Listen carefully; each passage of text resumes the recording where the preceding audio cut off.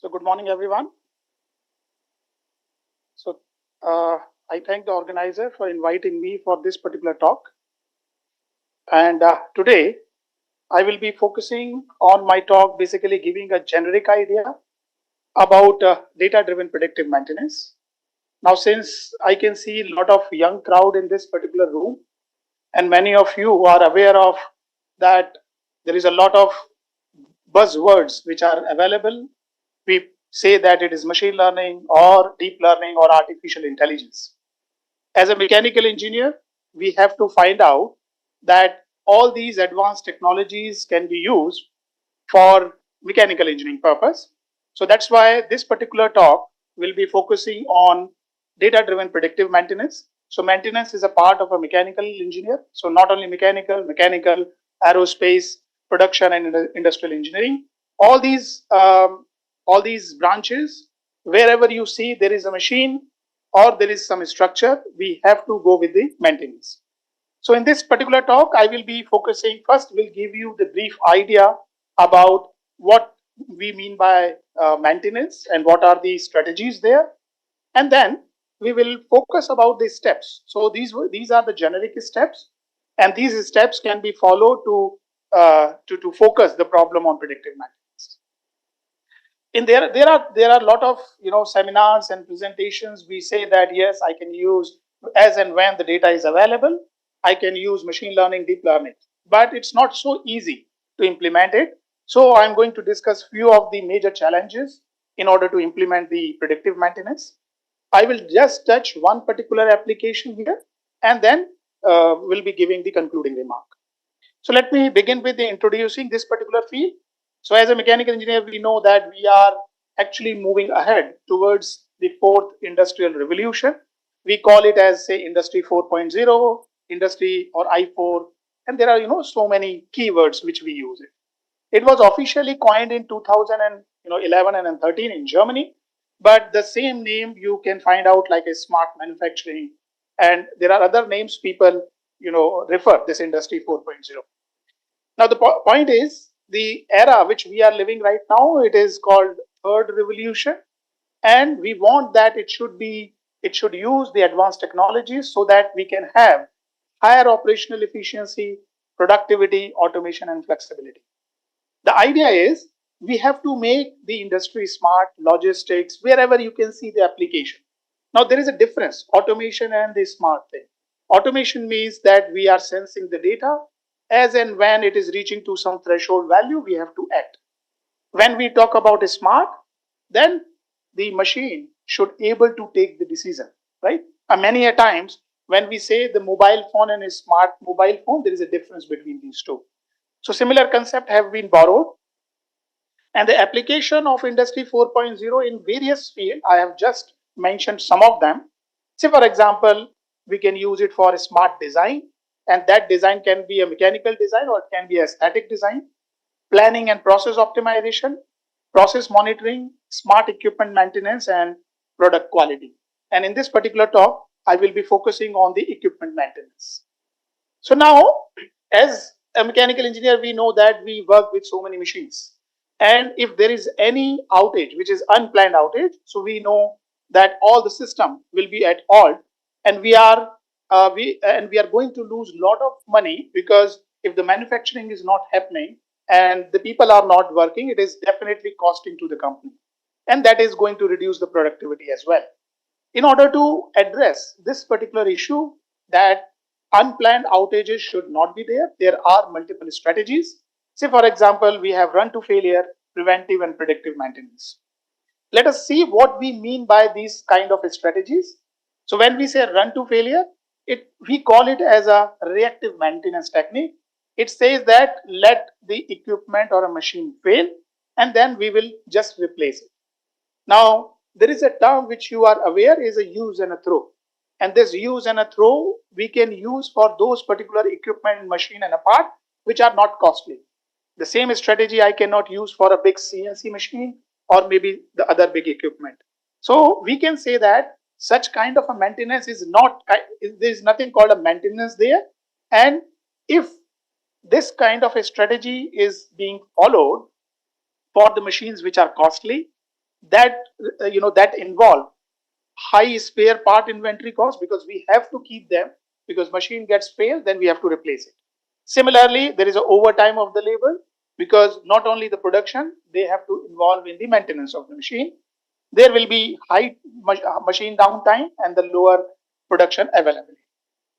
Then comes the preventive. We all people do this preventive. So those who have cars or automobile or whatever. So if you go and buy, they say that, sir, after 1 month you please come. How many? So there is a kilometer. If you reach that kilometer, please come. If don't, then after 1 month you please come.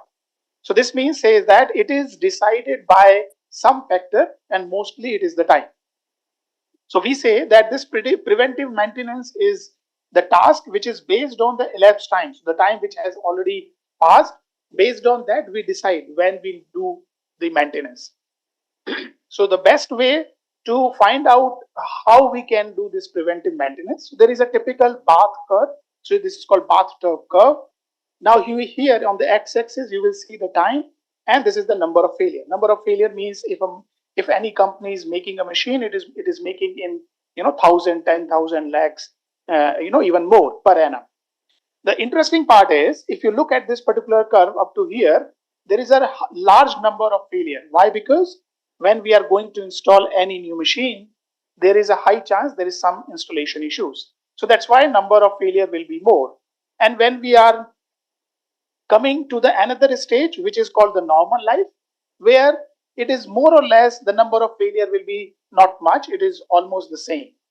And once it reaches the normal life, and you know that after some time there will be wear and tear, and because of that, the number of failure will keep on starting.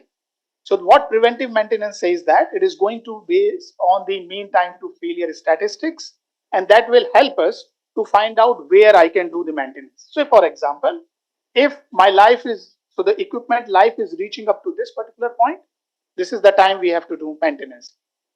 Otherwise, the equipment or the machine will fail.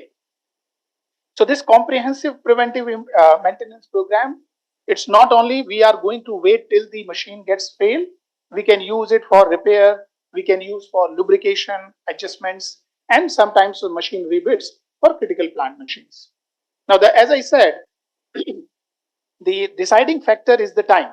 How much time the machine has already run, because that will tell me what is the life remaining of that particular machine.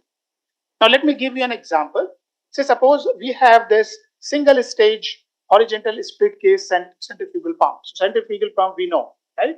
This we can use it for various purposes. And one of the common purposes, we want to lift the water from the ground to a certain level. And if I look at this, because these kinds of pumps are available from the long time in the market, so the data says that up to 18 months it's fine. As and when you are reaching up to 18 months, we have to do a maintenance. Now the issue is, if I use the same for a water purpose, or if I use for the abrasive slurry, 18 months is not common, and that is the biggest issue with the preventive maintenance. And the manufacturers, they are not going to they are not going to tell you that this, if you use this particular pump for abrasive slurry, then the life is just 10 months. If you use for water, it is 18 months. They always say on an average 18 months, right? So in that case, what will happen, that some part may get damaged. So we have to do some kind of a repairing, or it may fail completely. So if there is a catastrophic failure, it is equivalent to what we have understood in the previous slide. Now coming to the preventive maintenance, which is the topic. Now this preventive maintenance is based on one of the strategy called condition-based monitoring. And what condition-based monitoring says, that if suppose I have time on the x-axis and health status parameter. So one parameter we are going to choose it. if suppose the machine is running and with time it is degrading, so the performance is degrading, as you can see. As and when this parameter is reaching to a threshold value, which is represented by this blue line, there is an alarm, and that alarm says that yes, please go ahead with the maintenance, right? This is called condition-based maintenance in a very simple word. If we take this idea of condition-based monitoring maintenance to the predictive maintenance, so what it says, that suppose this is the current time, currently today here, can I predict from today when it is going to come to this particular point? and the difference between this time is called remaining useful time. So prediction means I'm going to predict when this machine needs maintenance, whether the example which we have taken, the pump, it is used for, say, for example, water or a slurry, I can predict at the current time. And that is called predictive maintenance. So we are going to use the sensor data, and PDM is going to predict the equipment or machine that will require maintenance and prevent equipment failure. This is just to give you a very simple idea, because you have seen such kind of what you can say maintenance way. So if you look at the x-axis, this is the reliability, and this is the data and statistics which we are going to deal. This is the very naive way to look at the do the inspection. As for the maintenance, it's called visual inspection. Second is the instrument. You are going to use instrument and see whether there is a failure or not. Third one is the real-time condition monitoring, which I just discussed, and then comes predictive. So if you go with level 1 to level 4, the reliability is increasing, and that is what we want, because we don't want any kind of a failure in our organization. But on the y-axis, if you see that if you move from level 1 to level 4, the data will be more, statistics will be more, we have to deal with that. So with this particular background, let me move to what are the steps we can use for data-driven predictive maintenance. So typically in data-driven predictive maintenance, as I said, these are the buzzwords which we want to use it for mechanical engineering, like machine learning, deep learning, and artificial intelligence. So we come up with the raw data which we have to capture or acquire.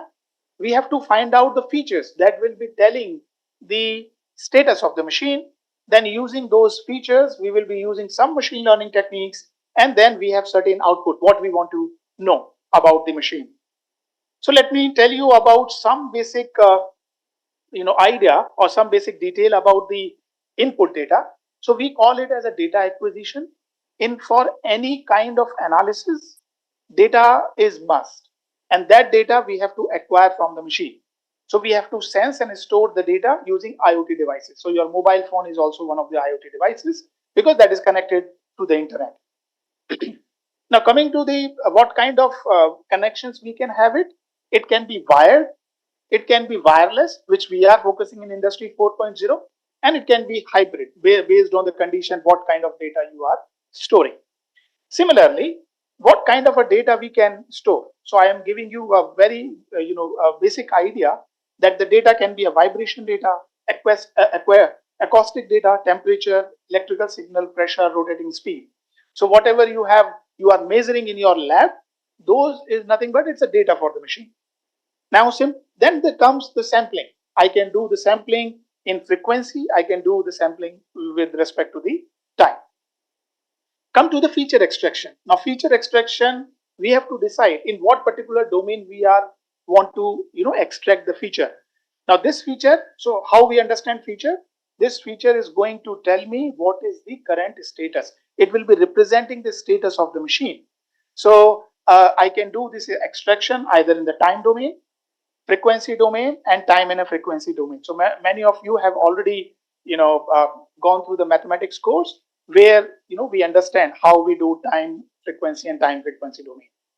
Then comes the selection. When we are doing selection or reducing the feature, so let me give you an example.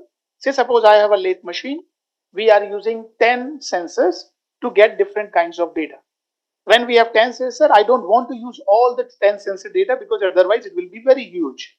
So we are going to do feature extraction in any of the domain, or maybe more than one domain, and we are going to use some feature selection technique, say for example principal component analysis, to come up with one parameter, and that one or two parameter is going to tell me the status of the machine. Coming to the machine learning, this is this particular part. Now as you know what we are going to predict. So if the data is there, I just want to know whether the machine is failed, whether the machine is working. Second is, if machine is showing some kind of anomaly, then we want to know what is the mode of the failure. I can use machine learning for prognosis as well. So this is called binary classification or multi-class classification, when we call it as diagnosis. And when it comes to the prognosis, we want to predict. So for example, yesterday, if we have a good model, we could have predicted that yesterday there will be a heavy rain and there will be a lot of water logging. So similarly, machine learning can be used for finding what is the remaining useful life of the machine. There are various techniques. So these are shallow machine learning techniques. I can use it, or you can use it for the maintenance. Now that comes to the last point, which is the target. Whether the machine is working normal or not, what kind of damage it is, what is the severity, and then comes the remaining useful life. Any kind of output we can find it out. That is the first part. That where we focus about the shallow machine learning techniques. We can do the predictive maintenance using deep learning techniques.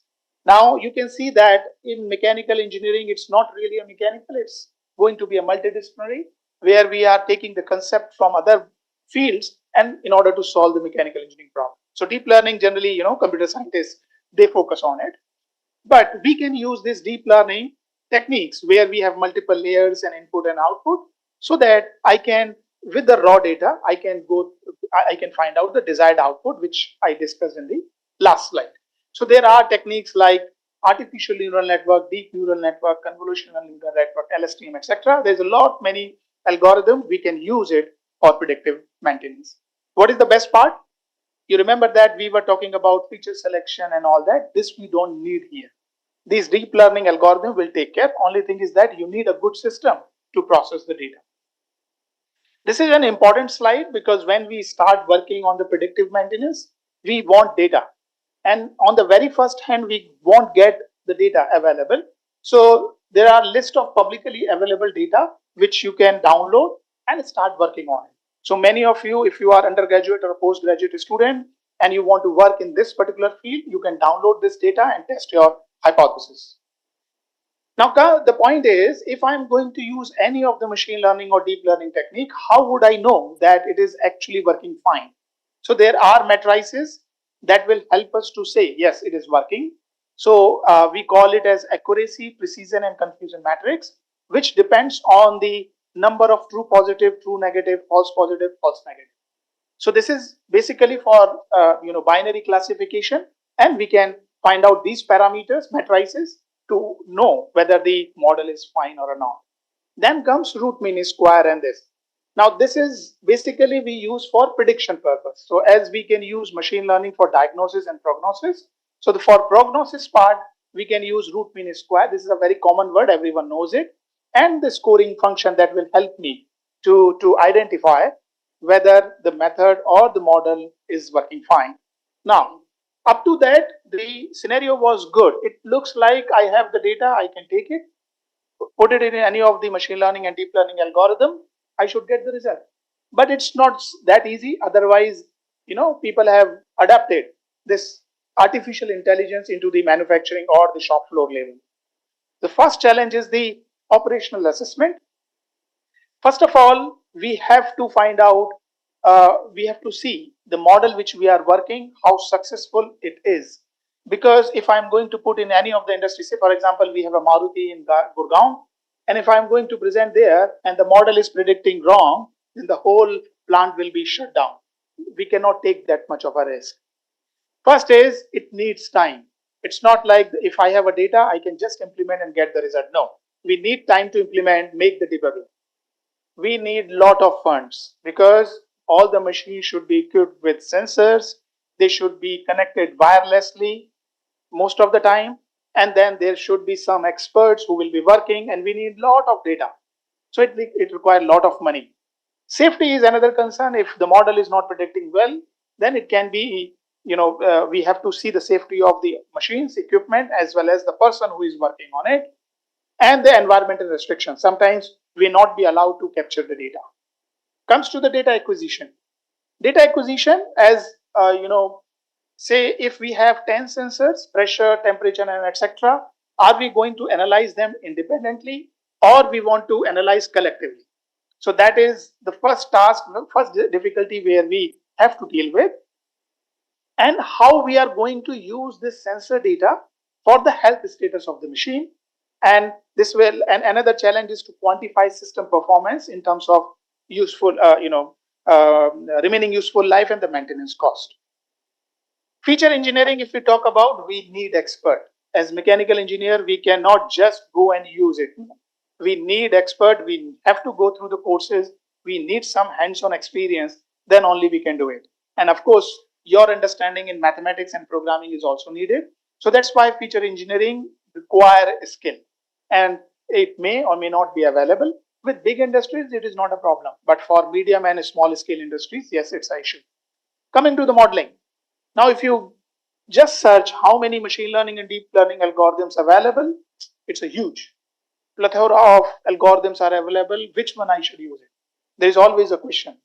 In that case, also we need someone who knows about machine learning, and then once you select it, then we have to train it, test it for the maintenance purpose. So all these are the challenges, and that's why you cannot find a direct application into the industries when we talk about say data driven approaches. Coming to the application, and as I said, I will be just giving you a one simple application that the only objective is to realize that if suppose we have the data, sufficient data, we can utilize this for the predictive maintenance. So CMAP's data set, it's a commercial modular aero propulsion system, and this data set is shared by NASA, and it's a simulated data, and that data includes. So now you can see this is the turbofan engine, and it has lot many parts, and we assume that we have the sensors everywhere, and that is generating the data for us. So this data contains 26 columns, so means different kinds of data we have. So I have written here what is column 1, column 2, from 3 to 5, and 6 to 26. This particular data set has 4 types of data. For this particular talk, I have just considered the very first one, where we have only one failure mode. Now, this is an interesting curve. Why? Because you see that this is the signal, all the 21 sensor data. Here you can see some of the lines are horizontal. This means there is no change. I should not use this data. Let us eliminate that data first. And then second is, you see that there is change in the sensor data. It is increasing, but sometimes the data is reducing as well. So we have both the kind of a data we get. The degradation is identified as an increasing trend, and the degradation can also be seen as the reducing trend. So the point is, we are going to remove where there is a straight line like this. Then we have to use this kind of a data, convert it into one kind of a pattern, either reducing or increasing.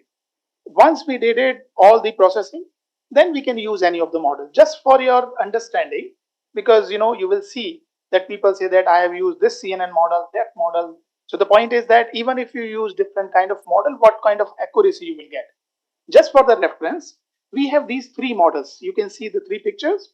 It has 10 layers. It has fewer layer than the first one. It has 18 layers. So what we are doing is we are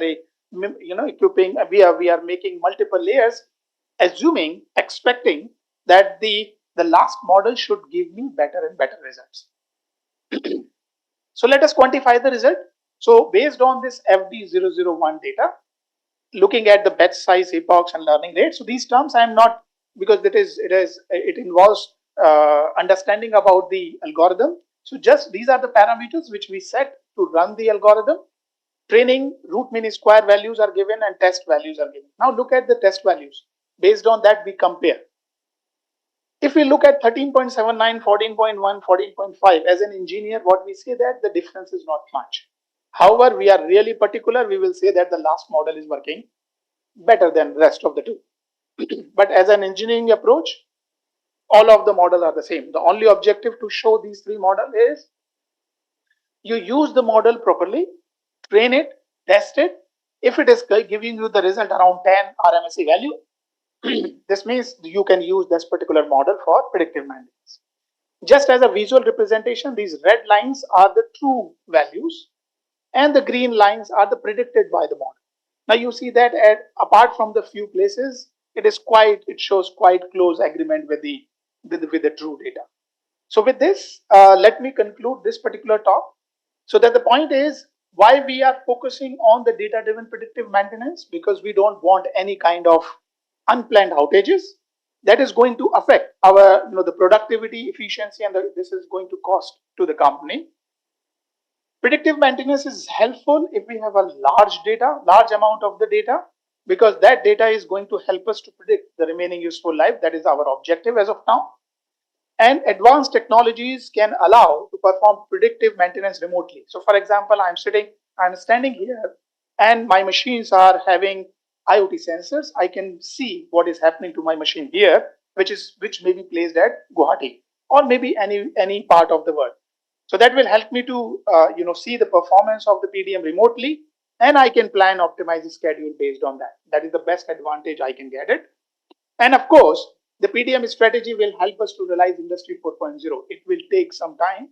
It looks so easy that we can connect the machine and we have IoT sensors, but it's not that easy. As I said, there are challenges. So, but this strategy is going to help us to realize the fourth industrial revolution by targeting the smart equipment maintenance.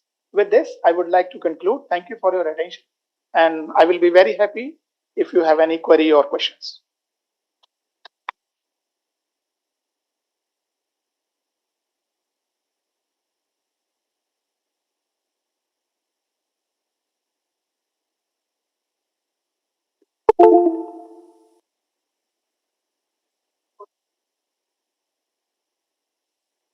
Thanks for the nice talk. I have just two basic questions. First is the result you have shown, the hybrid model between CNN and LSTM. Is it on unstructured data or on structured data? It's on structured data. And the whole objective was, there are a lot of algorithms available. So when we talk about CNN, that CNN focuses on spatial, features. And the LSTM focuses on the temporal features. If we combine both of them, both the features we can extract. That is the whole objective. And it's a time series, multivariate time series data. So such kind of hybrid algorithm, which will be focusing on spatial and temporal features, will really help us to find out, we'll get a better or accurate model.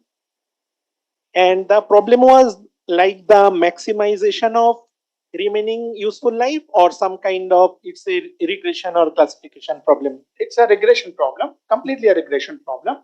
And when we train it, we try to minimize the error. So that's why we write root mean square value. And with that, we want to minimize. So that is the objective. Why? Because as if our model is able to match the exact data, we can assume that if we are going to predict what will happen after 10 days or 1 year, it may be able to give us the predicted value with a less error. However, this RUL, our objective is it should predict the remaining useful life as accurately as possible. So minimization is RMSE. And last question, which variant of CNN you have used? Variant, okay. Yes. It's a mix of that. It's a, if you see that we are using convolution 1D, and then again 1D, and then we have LSTM, and then this thing. So strictly not following any kind of the CNN1, but yes, as I said, it's a hybrid, algorithm. Fine. Thank you.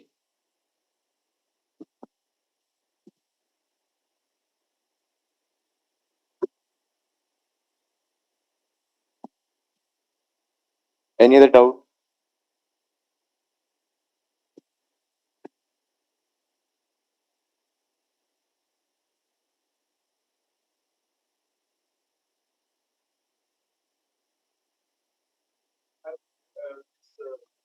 Industry 4.0 enabled? Like, is there a industrial community working on developing new standards around it?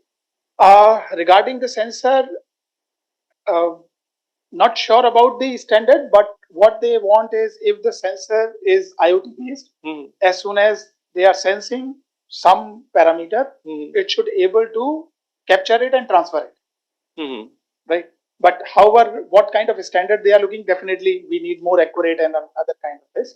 But I may not be the right person to tell because of the what kind of sensor it is. Yeah, I think I can answer. Yeah, please go ahead.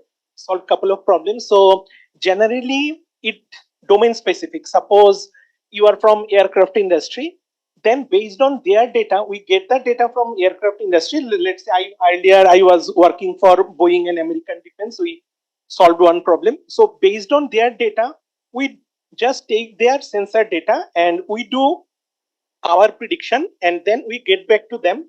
And then if they are satisfied, that is fine. And otherwise, they either give us more domain specific information so that we can integrate it in our ML model. Maybe after the talk, all of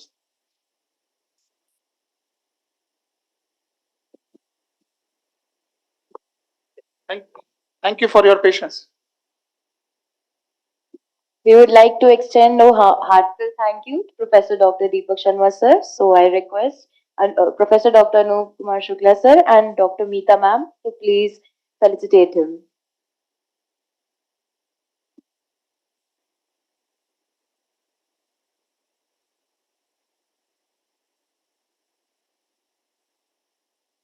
Let's have a huge round of applause, please.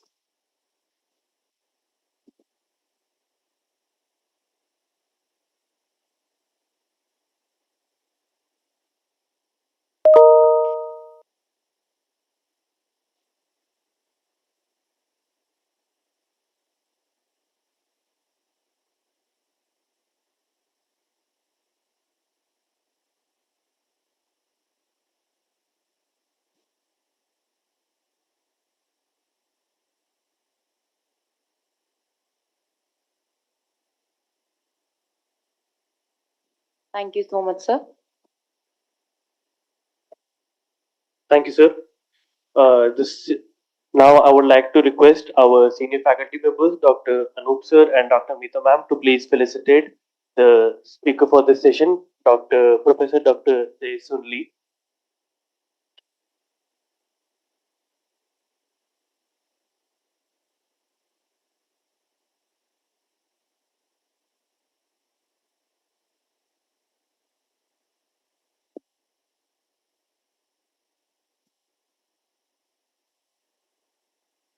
Let's have a huge round of applause, everyone.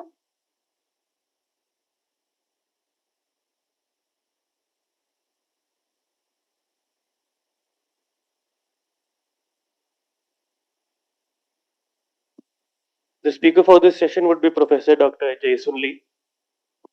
Professor Lee obtained his PhD from the Busan National University, Korea, in the year 2015. He worked at Korea Railroad Research Institute, Korea, and he joined the School of Mechanical Engineering, National University, South Korea, as a tenure track faculty. He runs the NDE and SHM lab, the National Research Projects. His research interests are ultrasonic, NDE, SHM, guided wave technology, metastructures, periodic structures, and nonlinear ultrasonics. His research includes ultrasonic NDE and structural health monitoring. I would like to request Professor Dr. Lee to please take over the gathering.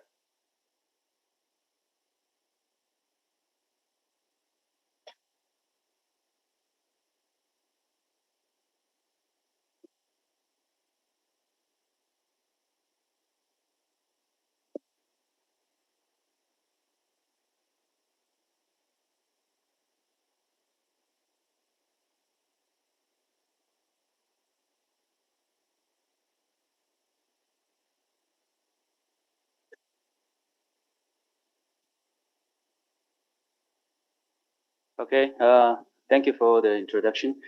I'm Jason Lee from Changwon National University in South Korea. Yeah, it's a great honor to present my work here, and as I'm sincerely thanks to all the organizers in the conference here. So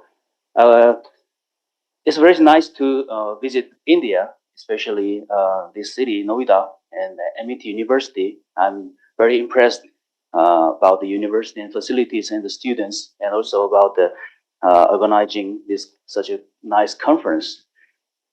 Today's my talk is the latest non-destructive evaluation technologies based on computer simulation and analysis.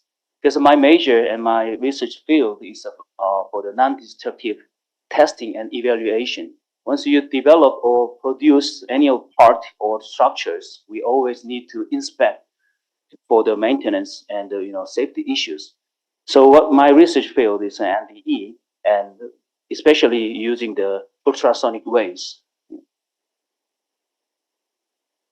Before I move to my talk, I want to introduce about my university.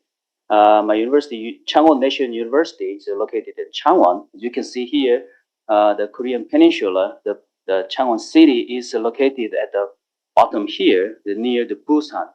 Yeah. So the city is located surrounded with the mountains because of we have many factories here. So the location of the university and the industrial field complex industrial field we located together. So this is view of my university. You can see here very nice mountain and a large area of the university. And especially during the spring, especially for the April, we have really nice cherry blossom trees in the campus. So many of people they visit my university to see these cherry blossom trees. So as I mentioned, the Changwon National University is located here, but and all the industrial complex is only like a 2 or 3 kilometers far from the university. As you know, the big companies like Doosan Heavy Industries or Doosan Inability, LG Electronics, Samsung, Hyundai, Hana Defense, all the big companies are located in this city. Yeah, so I'm gonna start my talk. So today is my talk. The contents of the glimpse of current computation activities at NDE and SHM in Changwon National Universities. So what we do is we do a lot of advanced in NDT simulations and also enhancement through the advanced technology, especially for the simulations and AI-driven algorithms. So the key area of study is dispersion analysis because when we use ultrasonic waves, so especially for the guided waves, once we change the frequency or structure thickness or structure shape, so we always need to calculate the dispersion curves that we need to know about the characteristic of wave propagations. So what we do is we do dispersion analysis, and also we do some meta structures, meta material and meta structures. So what we do is a phononic crystal analysis, and also we have a bunch of data from the NDE and NDT. So we developing deep learning models and AI software tools to provide to the industries. So why we do the computer simulations for the NDE and NDT? Because managing increasingly complex scenarios. So when we face the structures and materials, so we can see the material types. Normally it starts from the metallic materials. So now we change it to the composite materials, and also 3D printing method developed. So we have plastic-based 3D printing materials, products, and also metal-based 3D printing products. So all those complex materials we need to inspect. And also defect, bunch of different type of defects. So normal cracks and different size of cracks, and also shape and locations. We always need to find where is the defect and how it affects to the structures. And also the geometry of the structures and mechanical part or civil engineering, the structures are become more and more complex. So we need to find with the complex structures, geometries, we need to access to the right location to inspect the structures. And also about the inspection systems. So developing optimized phase array system, which is advanced from the ultrasonic testing. Also, we use multi-probe and also structure health monitoring technologies to monitor the structures. And also to engage emerging application requiring high computation power. So what we do is, especially in the conventional way, we go to the field and do the inspection with the probe and equipment. But what we need to do is we need to predict it. So we do a lot of computation simulations before we go to the field. So we can imagine where will be the defect. So which location we have to look at. in the field. So, and also for the real-time computation tools, so we need to develop, real-time computation tools and analysis. So implement advanced inspection system and for the seamless integrations, and also optimize trajectory for robotic system inspection systems. Now I want to introduce some part of my work. Because of for the simulations, we have to find a new way to analyze the model, and also how to meshing the structures, because of we need to calculate in very short time. So combine the advanced diverse model to enhance the computation efficiencies, and also we need to have meta modeling strategy for high intensity for real-time computations.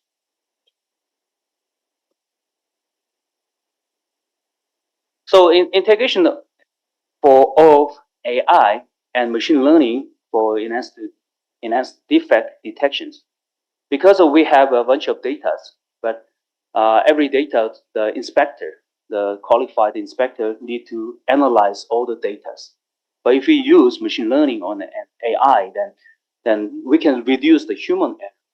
Yeah. So what we need to do is we need to AI-driven data analysis, and also real-time monitoring with AI, and also adaptive learning systems, and also AI for inspection optimizations, and also data analysis, and make a decision.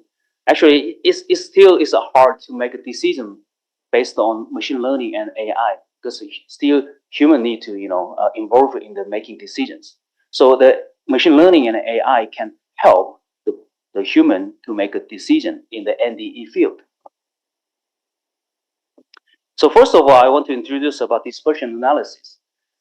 Dispersion analysis for the guided way is really well known, because a simple structure like a plate or hollow cylinder you can find in the textbook, so it's easy to calculate. But the structure become more and more complex, and also we need to bring it to the computations. So when we need to develop some code to calculate complex structure of dispersion curves.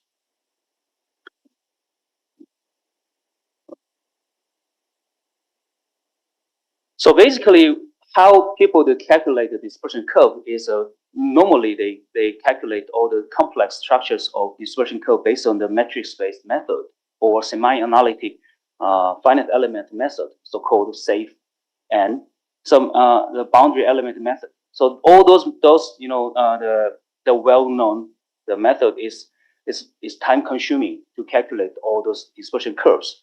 So we try to propose a new method to calculate dispersion curve in short time, and with a bunch of different structures we can calculate.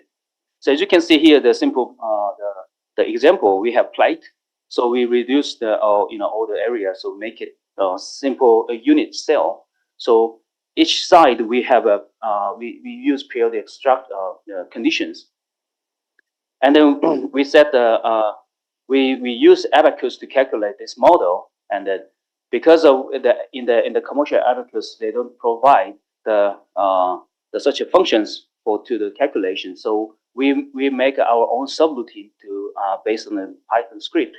So we make here the side A and B are periodic conditions, and also C and D are in the periodic conditions. So we calculate with a simple unit cell, and then we can expand it to the larger structures. So based on this finite element implementation, so we calculate all those the displacement and stress field from the based on the Python script, and also we calculate based on the abacus. So there is some examples. So we developed our own code, and we apply to the different type of structures.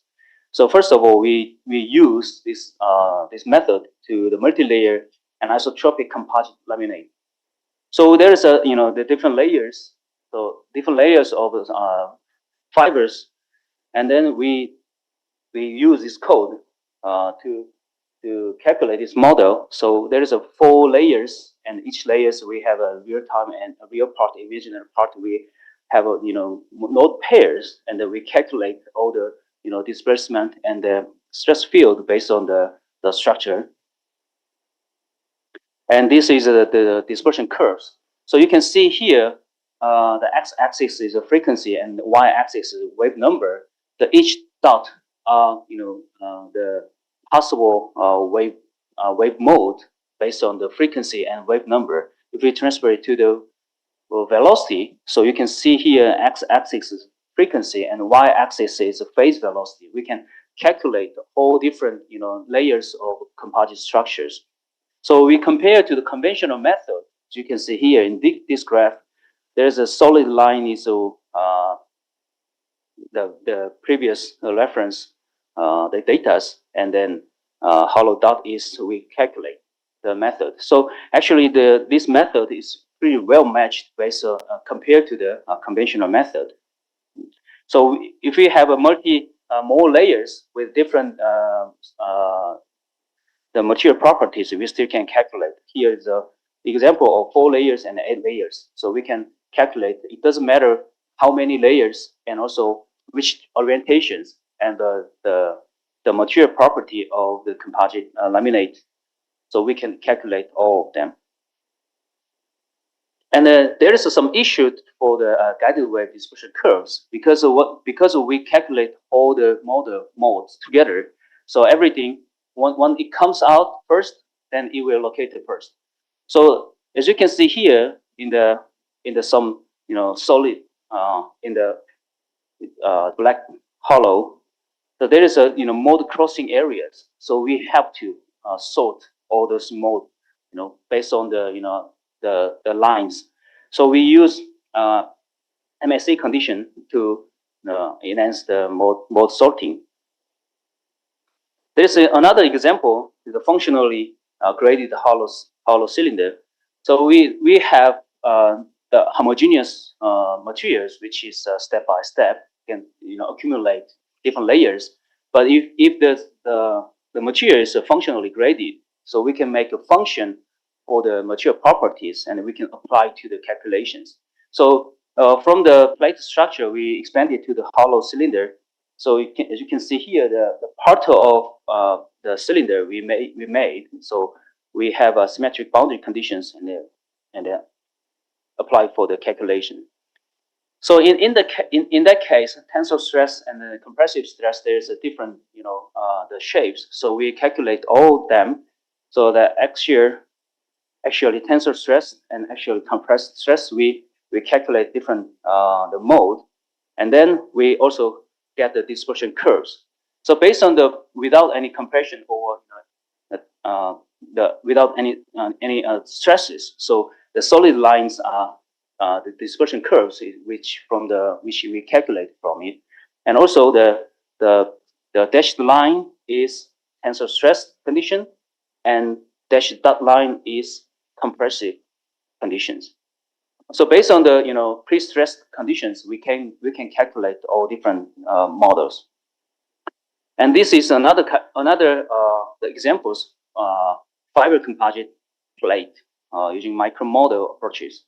So if you have a different the matrix and fibers located in the structures, we can based on the ratio between matrix and fibers, we can calculate on this model. So we use this model to calculate. We get the information of the actual strain, also shear strains. So based on this, we can also calculate the dispersion curves. So also this is the wave propagation along the fiber direction and also perpendicular direction. The wave propagation characteristic is totally different. So we have to know before we apply this the guided wave into the NDE. So we have to calculate all this mode, and also we need to select proper mode before we do the inspections. And there's another example, is a meta structure. because the structures become more and more complex. So this is a meta structure with a periodic geometries. So if we have certain subtract and also the pillars on the top, so we can calculate the models. So because of these meta structures, we can use in different area of field. So for example, for vibration reduction or sound observing, so we can apply this kind of structure in the different field. So before we use this, so but we still need to inspect these kind of structures. So what we have some application for these examples. So here, as you can see here, the because of the periodic structure, we assume that is a infinite the area. So that each cell is periodically located all together. So without pillars, we can get the dispersion curve. But if we have the pillars on the top, so we can have different characteristic of wave propagation, and also we can see the band gap. That means which that area, that frequency region, that we don't have any wave propagation or sound can be absorbed. So these are the results. And also another example is a viscosity elastic and dampings.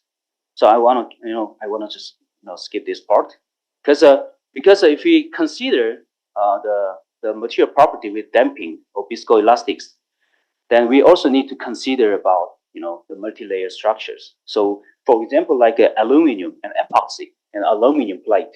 So if we consider this kind of structures, we have to calculate. So how much attenuation can be absorbed from the the absorbing materials. So as you can see here, we present the attenuation curves. So with different wave mode and the different wave frequencies have a different attenuations. So what we need to do is we need to select right frequency range. Otherwise, because of these properties, so all the wave will be absorbed, will be attenuated.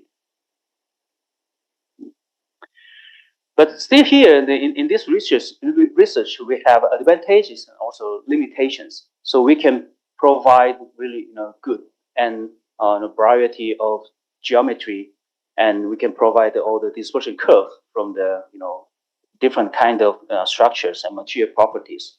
But still, we have to the complex wave number cannot be obtained within this framework. So we have to expand this calculation to the wave number calculations.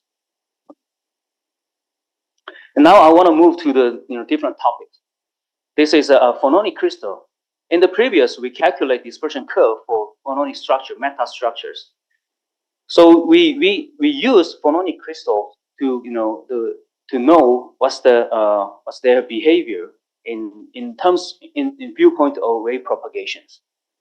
So we make phononic crystals, the small pillars, and we make the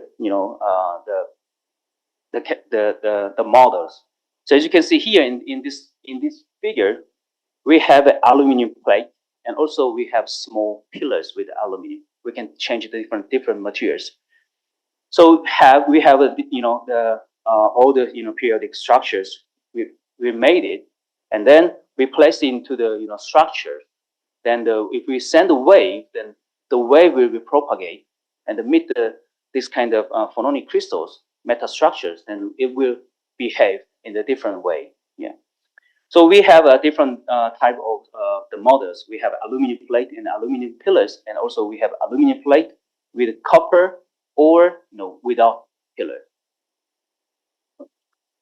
So first of all, we want to know how it acts, how it reacts in the temperature differences. We want to add more functions because this structure is it's very complex to make it. So once we make it, we want to give more functions, not only for the wave filter. Also, we want to know about, we want it act like temperature sensors. So as you can see here, if we have a different number of pillars, then we can reduce the certain range of frequencies, especially for the 200 kilohertz and also 200 megahertz, 500 megahertz. We can reduce all this, the frequency range with respect to the number of cells. And also in the same time, if we change the temperatures, the wave, the transmission signal will be affected based on the temperature. So we want to know how it affects to the temperature variations. And we changed the structure: aluminum plate with aluminum pillars, aluminum plate with copper, aluminum plate without any structures. So we compare the different cases. So we can see the performance of wave filtering at certain regions. They are different. And also, if you see the how sensitive to the temperature variations with no defect mode, also with copper or aluminum or without any structures. So we can see how it reacts with temperature variations. And this is another application for the low frequency resonator. So we want to observe certain frequency range which is very low frequency. So we use silicon to produce certain structures. So we produce it and we successfully reduce certain frequency ranges. And also, I want to shortly move to the data analysis from the NDE part. So we use deep learning for the defect analysis, especially my applications based on the nuclear power plant. So nuclear power plant is really have safety issues. So we apply many different kind of ultrasonic method to inspect the weld area in the nuclear power plant, especially where there's a defect, or if there is a defect, and what size of defect and the locations. So this is the research is based on for the nuclear reactor, which is nuclear reactor have a control lock, the driving mechanism, which is on the top of the nuclear reactor. So inside of nozzle, we do the inspect the structure with the welding structures. So we collected the data from the field, and also we compare to the simulations. We use special the software with SIVA, and we produce a lot of data from the which is similar to the real field. So we collect a lot of data which is from the TOFD method. So these are all the different type of defects which can be occurred from the field. So this is all from the record. So we produce a lot of data from the simulations. The simulation data will looks like this. And then based on the different locations, all the signal we calculated. So if there is a defect, you will see some different the signals and different reactions in the signals. So we bring this one into the AI model. So we train it, and then we bring it some. This is the model algorithm. So these are the predictions from the our simulation model. Because of this simulation model is really well matched. Yeah, you can see here 99%. Yeah, and the last one is 95%. So which is really good. And we bring the field data, and we bring the field data, and we test it from our model. Still, it matched very well, and it finds where is the defect and the size of defects. Then another application is phase array ultrasonics. We also still do the machine learning and AI algorithm, the software we're developing, and then this is the weld inspection by phase array method. The phase array, so we can have a number of elements in the single transducers. We can change the time delay and amplifiers. So the wave can propagate different directions and also focus on certain spots. So this is a typical the phase array the data expressed in S-scan mode. So as you can see here, the cone type of the signal, that area they inspect at a single time. So a bunch of data in there. So each red line has a scan data. So all the combination of these data can produce these kind of images. So we develop our own code because we need to do the data analysis. Normally the equipment producer, the manufacturer, they provide their own software, which cannot teach all the data. So we develop our own code to extract all the data, and we also try to make we made some simulation model based on the different type of the defects in the world. So we bring the data, and also we try to make our own way to define the defects, and also help the people to make a decision. So first of all, we use the amplitude criteria algorithm. So if the amplitude is bigger than certain threshold, then we mark it as a defect. This is a very simple way. But actually, because of the structures, there is no defect, we still have some high reflection signals. So we bring another algorithm, Shannon entropy based algorithm. We calculate the possibility of the defects. So bring it into the CNN model. So we mark the area, the suspected the areas, and then we calculate the models. So as you can see here, we bring the data, and then all the suspected area will be marked based on the algorithm, and then we calculate again only that area, because we don't need to calculate all the data. We only calculate on that areas. So if you see, we bring the neural network, three different algorithms, and then with 70% of data we train, and 20 validate, and the 10% of test data. So we achieve very good result. As you can see here, in the beginning, I mentioned that the NDE, the AI and machine learning, cannot be the solution, cannot be making the decision only by AI or machine learning. The still human need to involve in this making decisions because of always the safety issues.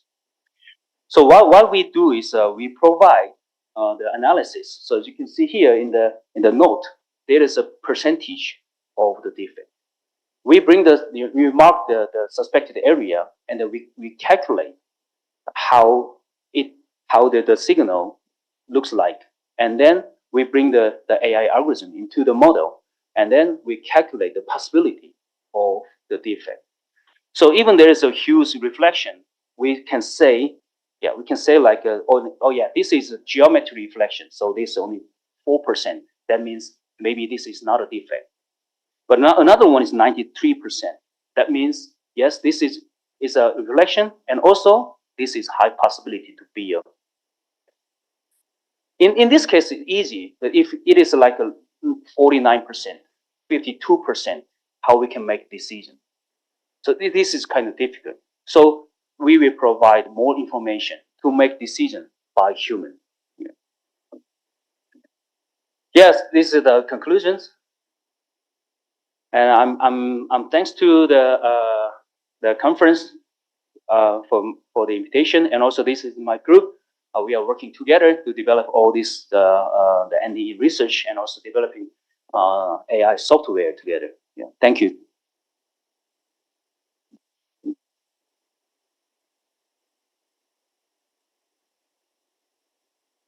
Do you have any questions?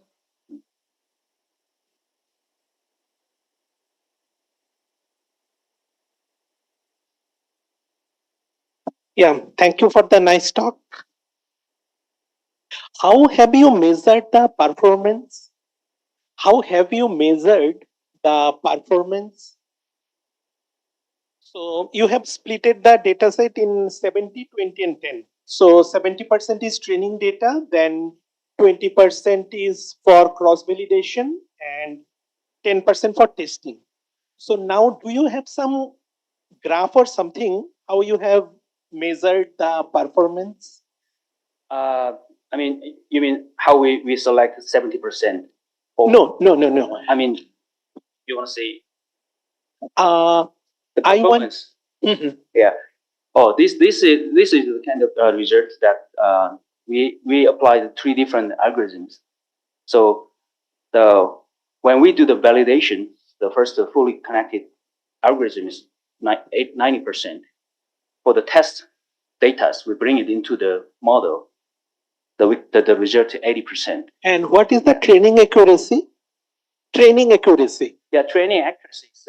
Uh, when we use training data, they it trained by itself. So we the accuracy is because of the calculations. So how it matched well, then it will because of the based on the epoch. So it increases based on the number of accuracies.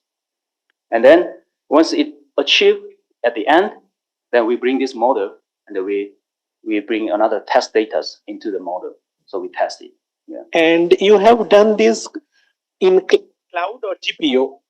Oh, the simple model we can use the CPU, but yeah, but complex and a large number of data we use. No, GPU. that I know. I am asking for your experiment. Have you used any GPU computing or cloud or just? We use GPU machine. Yeah. Kamsahamnida. Thank you.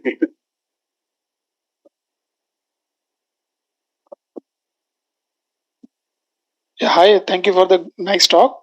I just wanted to know when you use machine learning for the crack detection, right? So the whole objective was to see whether there is a crack or not, or you wanted to see the location and the length.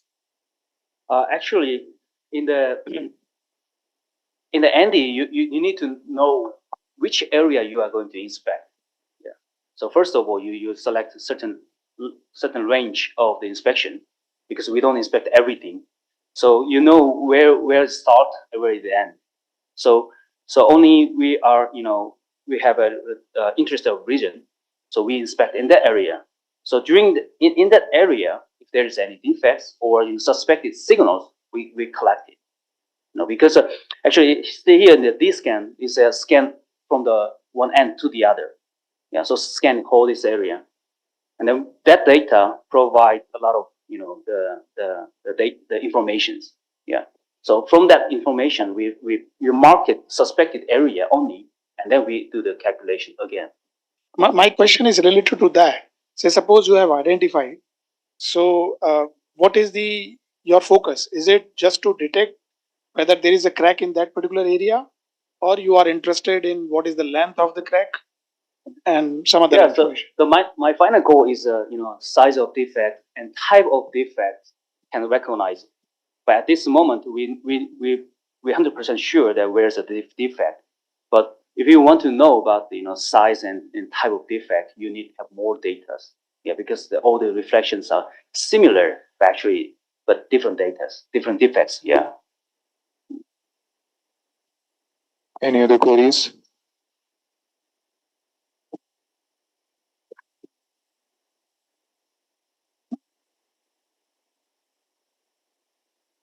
Thank you, sir. I would like our senior faculty, Dr. Vipin Kaushik and Dr. Anup Shukla, to please felicitate Professor Dr. Lee with a token of gratitude.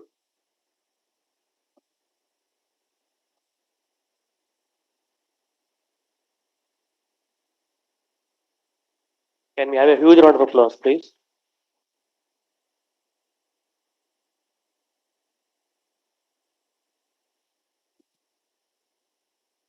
Thank you, sir.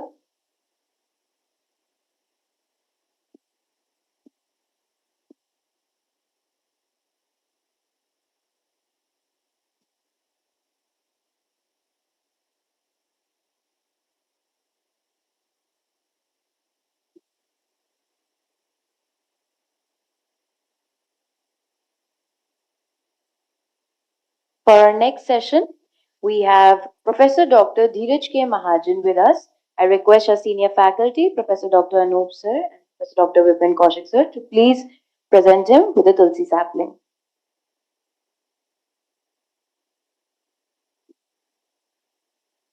Let's welcome sir with a huge round of applause, please.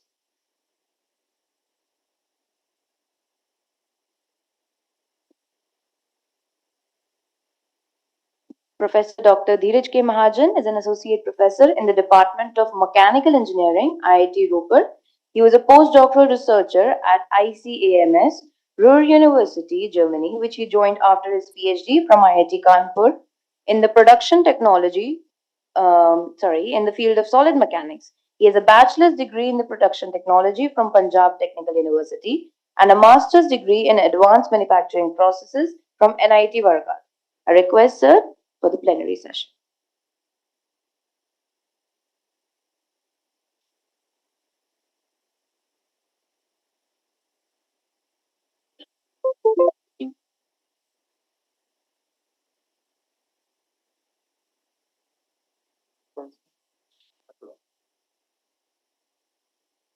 Getting recorded.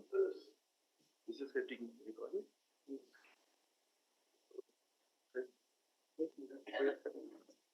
नहीं save नहीं करना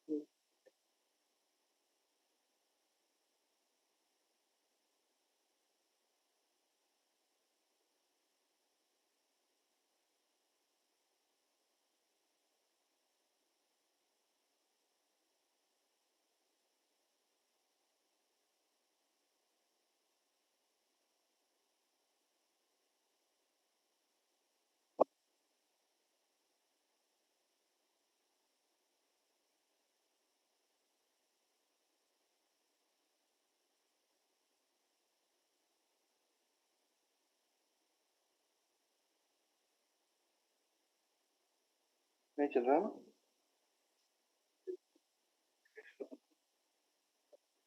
Yeah, good morning, everyone, and thanks to the organizers for inviting me to present my work in the domain of hydrogen. And before I wish to discuss that, of course, COVID was very bad. What happened to the world? But maybe one thing that you guys will remember during that Corona time was clean environment, clean surrounding, and from Ropar, where I am coming from. Ropar is in Punjab, like 40 kilometers from Chandigarh. And sitting in Ropar from my balcony, I was able to see mountains of Shimla, Manali, and all. So, what was it?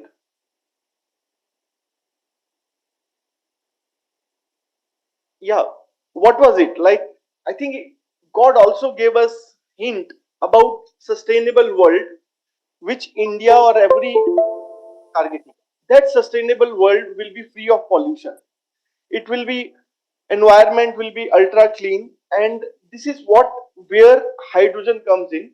Hydrogen as such is kind of a fuel of future where the pollution can be controlled both from the industry output, like where industry is using really dirty fuels as to run their furnaces and all, as well as the transport sector where we are currently using petrochemical to run our cars, vehicles, trucks. This is where hydrogen is a key towards sustainable world, and this is where hydrogen for India plays a major role. So this particular slide, I'm sorry, I thought the screen will be big enough. So my presentation, lot of data is there, which is of this size only. I'm absolutely sorry about it. So in this case, I think you can, if you can see on the right, on the left side, there are left plot basically tells that every country is now working on towards sustainability, where India also has committed that by 2070 we want to become zero emission country. So zero emission means that every pollution, every process in industry, every vehicle that is running on the road should not pollute, should not emit any GHG gases like greenhouse gases. So how do we achieve that? So in 20, so there are two scenarios, like one is the line of sight scenario and other is the accelerated mode scenario. So both the scenarios, the energy distribution, if you can see from that far, the major contribution is coming from solar energy. Second contribution is coming from hydrogen energy, and then the wind energy and all.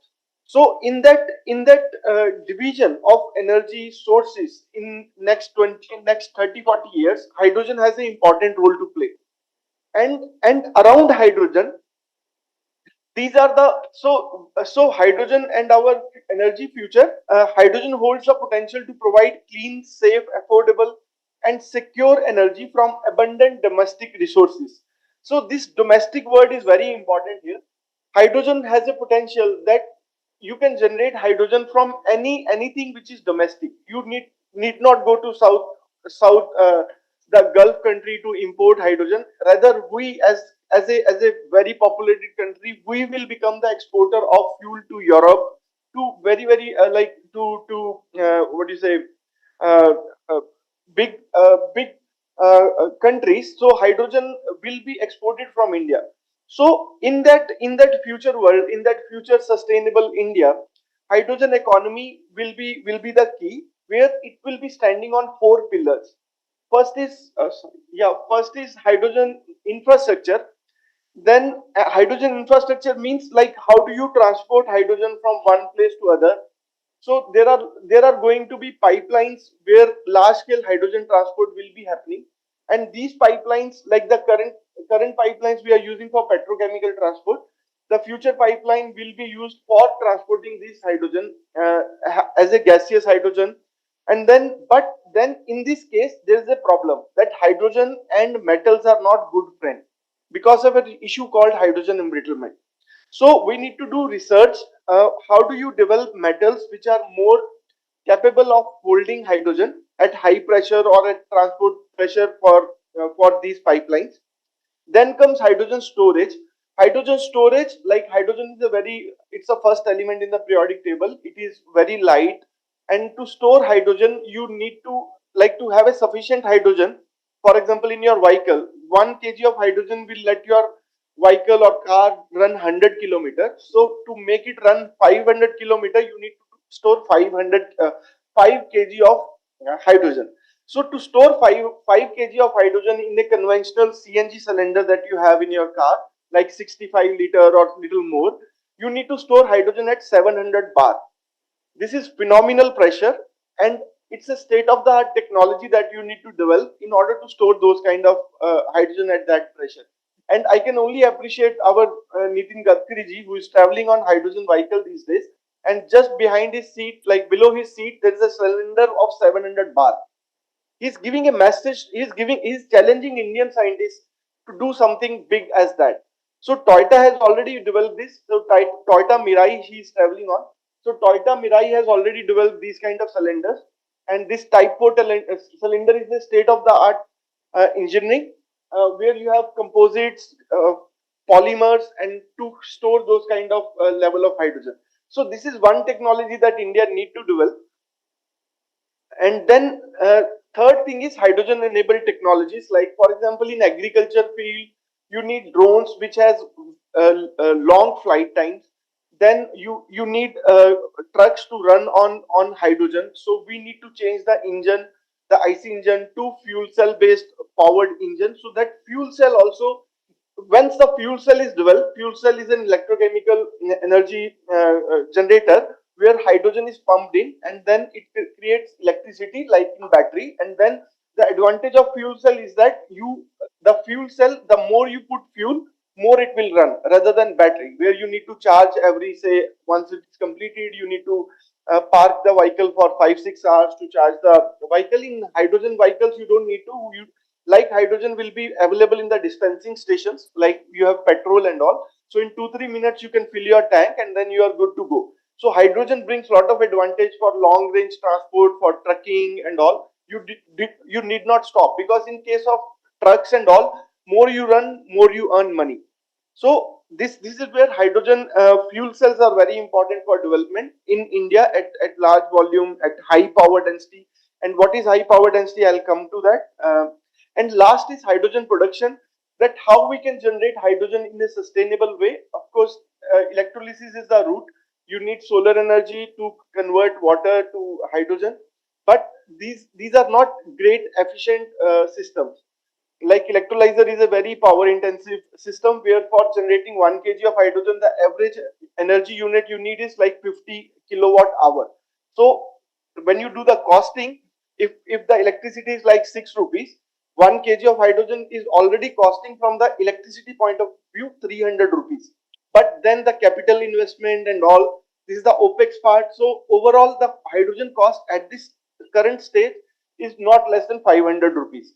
We need to bring this to less than 200 rupees in order to have a widespread of hydrogen usage, because once we are able to bring the hydrogen at 200 rupees, it matches the GCV value of other fuels.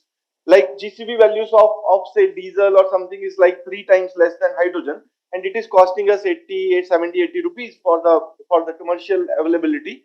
Then for 200 rupees, if you are able to sell hydrogen, I think that will be a transformation time for India to switch to hydrogen.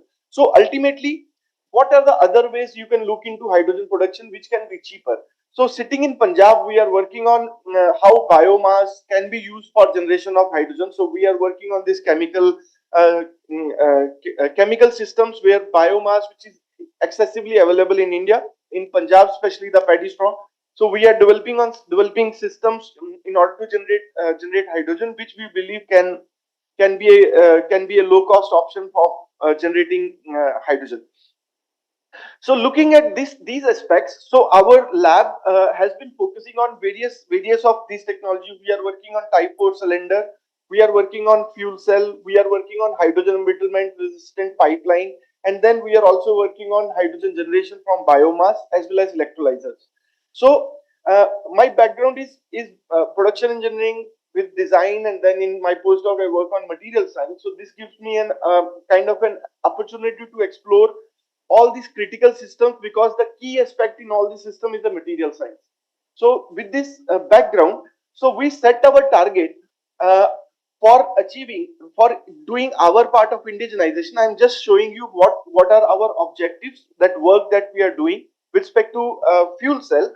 So we set our target that can we indigenously develop a 100-watt hydrogen air PEM fuel cell stack using additive manufacturing, additively manufactured bipolar plate, and newly synthesized hydrocarbon based polymer electrolyte membrane based on machine learning framework, and its comparison studies with conventional PEM electrolyzer, which are PEM fuel cell, which is based on the graphite bipolar plate and Nepean based PEM. So if you are into that domain, you will see that the PEM fuel cell basically is has a two what do you say, the major component. One is a membrane which kind of separates the hydrogen ion, the proton from transport from like which enables the proton to transport from one cathode side to anode side, and then there is a graphite bipolar plate which act as a charge accumulator, which is in general very thick, because graphite is brittle, and then you make thick graphite bipolar plates. But this kind of setting, this will not enable high power density fuel cells. So I will just give an example that how the current fuel cell which is used in Toyota Mirai looks like. So within this project, we like have a specific objective. Like we want to replace this graphite bipolar plate by metallic bipolar plate, and the expensive Nepean based, which is patent technology of US. Can we replace the membrane by our own membrane, which we want to develop through material discovery using machine learning and AI? So in this process, before I go ahead, I want to give you an overview of what consists of this Mirai, which Gadkariji is using. What is the powerhouse of that hydrogen car? So it is a fuel cell, and Toyota has been working on fuel cell from last say 30 years. And this development which I am showing you is the current state of the art fuel cell. Like for example, in 2008, if you can see their model at the bottom, where my mouse is. So this particular fuel cell had the power generation capacity is like 1.4 kilowatt per liter, and the current state of the art, the fuel cell they have right now, it can generate 3.1 kilowatt per liter. So it means the capacity of this fuel cell that is available currently, it is like 114 kilowatt. 114 kilowatt is good enough to run any truck on Indian road. And you know how much capacity this what is the size of this fuel cell? It is like less than say 3.11 kilowatt per liter. So it is less than say 30 to 33 liter volume it is going to take in the truck to give all the power required for running this truck. So this is the beauty of fuel cell. And what are the ingredients of this fuel cell? Is basically the metallic bipolar plate. Due to this, they have a 100 micron bipolar plate. Due to this, they can compress the size of the fuel cell in a very small manner.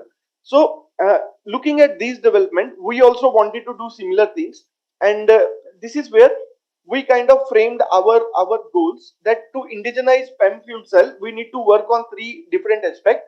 One is we need to develop the polymer electrolyte membrane, which is a customized polymer where it only leads the transportation of the proton H plus from cathode to anode, or whatever way. And this is where to speed up the material discovery, we set up a AI machine learning framework which can be used for developing new membranes or synthesizing new membrane, rather than doing chemistry guys doing thousands of experiments to prove that this is a good membrane or not. Then comes design of bipolar plates, which is basically a metallic aspects of design aspect of the bipolar plate. And then comes the coating, which is responsible for giving a long life to the fuel cell to these bipolar plates.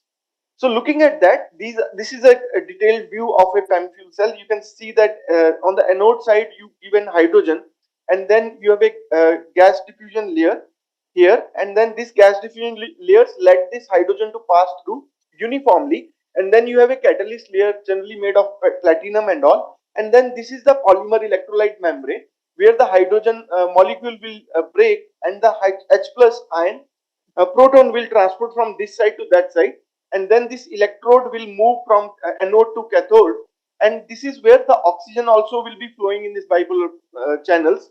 And then due to the platinum or the coating on the catalyst coating, this H plus and O2 are going to react to generate water. So as a output, the fuel cell is only giving us a water as an output and no pollution. This is like a blessing for transport sector, where no emission will be happening due to this fuel cell. So looking at that, the heart of this problem is if we can develop the PEM membrane as well as the newly designed metallic bipolar plate, these bipolar plates, which can give better efficiency, large power density in order to have similar result like Toyota. So so first target was how do we develop this new polymer electrolyte membrane. So looking at our background in material discovery, molecular simulations, we set up our machine learning framework, and then we one of my PhD student Tushta, who just graduated, she could got two publication in this. So one is in Chemical Engineering Journal, which is one of the it's a 16 impact factor journal based on the work that I'm showing here, and then is the Computational Material Science. So this work is already published, and we kind of compared what is the advantage of a Nafion, which is a standard membrane, compared to a new hydrocarbon based membrane, which there are several hydrocarbon based membrane, and then we kind of saw that what is the advantage and disadvantage. And then fundamental aspects of membrane is that it leads only the proton to transport, and the fundamental mechanism we understood. And based on that, we kind of browsed through almost 400 papers, journal papers, made our database, where for every polymer, like we kind of within hydrocarbon domain, we targeted sulfonated polyamide to be explored, that if we can develop new molecular level chemistry out of sulfonated polyamide, can we predict, can we have a similar result as Napier? So this whole exercise led us to develop a framework where we don't need to do experiment, but we can extract information of experiment from literature like papers, the results, and then compile a feature set of each of these molecules in order to predict the proton conductivity. So our target, so we had a three way of doing it. So we gathered the experimental data, and like this is where we explored 400 papers, and then we identify around 81 distinct molecules of sulfonated polyamide with different features and all. And then we also did molecular simulation, molecular mechanics simulation, and increase our data set to where the AI machine learning framework can be implemented. So based on this, so this was our data driven technique, where we kind of did a selection of data set, then build a model, then we did a validation of the model and testing of the model, and then usage of the model and training of the model. So with this inverse design model and forward prediction model, so we could correlate the structure and properties using AI machine learning framework. And this was our data collection part, where we wanted to predict proton conductivity. So proton conductivity is a feature which tells you that how good your membrane is to transport a proton from one side to the other. So better the proton conductivity, more better the membrane is. So this was our this is the output that we wanted. And then from the 80 distinct molecules, we could find what is the hydration number of that experiment, ion exchange capacity, relative humidity. I'm sorry if it is not visible, but then so we had identified different feature sets which kind of we wanted to correlate how they are able to predict the proton conductivity. Okay, so yeah, so this is our polymer discovery with data driven technique. So this is our feature space, which consists of 40 features. Okay, so then we did the model training. We did classification as well as both regression models in order to predict the molecular structure. And then so these are the various polymer discovery data driven techniques, like for the classification algorithm to work. And then based on that, we could identify within the molecule that what are the features, like for example, if the molar volume is more than 55%, and if the polymer is fluorinated or not, what is the molar volume. And then if it is fluorinated and if the molar volume is more than 70, then you get high proton conductivity. So if it is less than 70, you get lower proton conductivity. In that way, like this exercise led us to, like before you start the experiment, you can kind of get a feature set that you can target these kind of molecules, which will surely give you a higher proton conductivity. So with this exercise, we explored various models and then we could predict. So this is are the whole class labels. So if molar is less than 55, you will always get less than low proton conductivity and stuff. And then we also did regression model where we used training and predicting the model. So this is our feature space that we explored, the model space. And then yeah, so I think with this polymer discovery, I can conclude that just minutes. Okay, so the artificial intelligence can be used to expedite the discovery of novel polymer with lesser resources. Simple and interpretable ML model can give information uh, about interdependence of target properties on chemical structure based descriptors. And then lastly, I want to tell that based on this discovery, we could now do the molecular dynamic simulations and prove in simulation that why this proton conductivity is high. So we could prove it in molecular dynamic simulation. This particular work was there, and then finally we synthesized it and tested it to see that it is already behaving nice compared to Nepean. But there are other rigorous tests that we still need to do, and we are working on that. The next phase of this presentation, which I'll do 2 minutes, is what we are doing on the bipolar plate development. Bipolar plate is a critical component in the fuel cell. So these are the DOI standards where the best bipolar plate should have these characteristics on different things, like for example, interfacial contact resistance, high corrosion resistance, thermal conductivity, and stuff.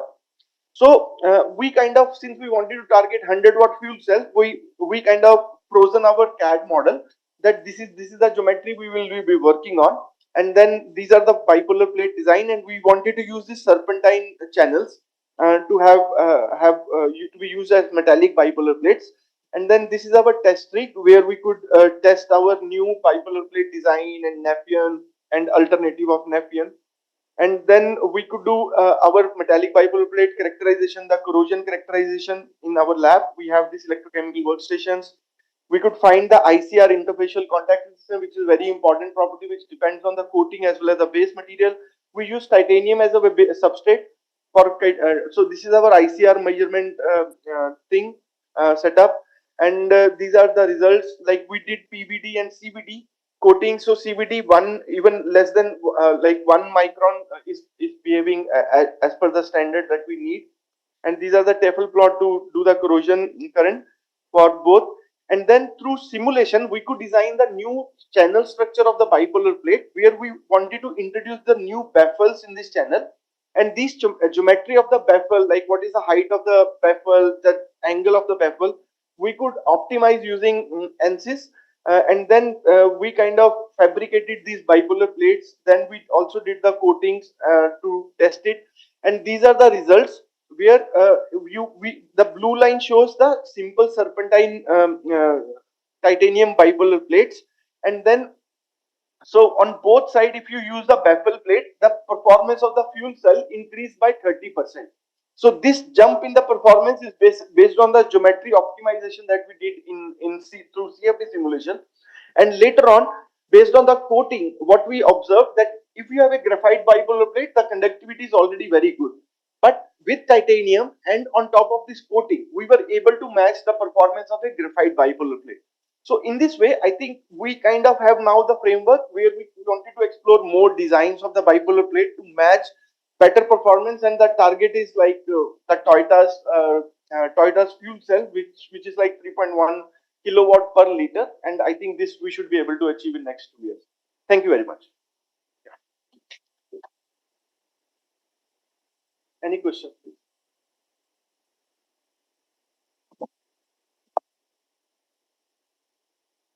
Might be a naive question. So, see, one concern regarding generation of hydrogen. We are talking about green hydrogen also. So, what are your thoughts on that? See, the energy that we're investing in getting essentially generating hydrogen and then using it. So, basically, the primary concern, because of its usability, is that it should be economic, and of course, it is less. It will. I mean, it will be.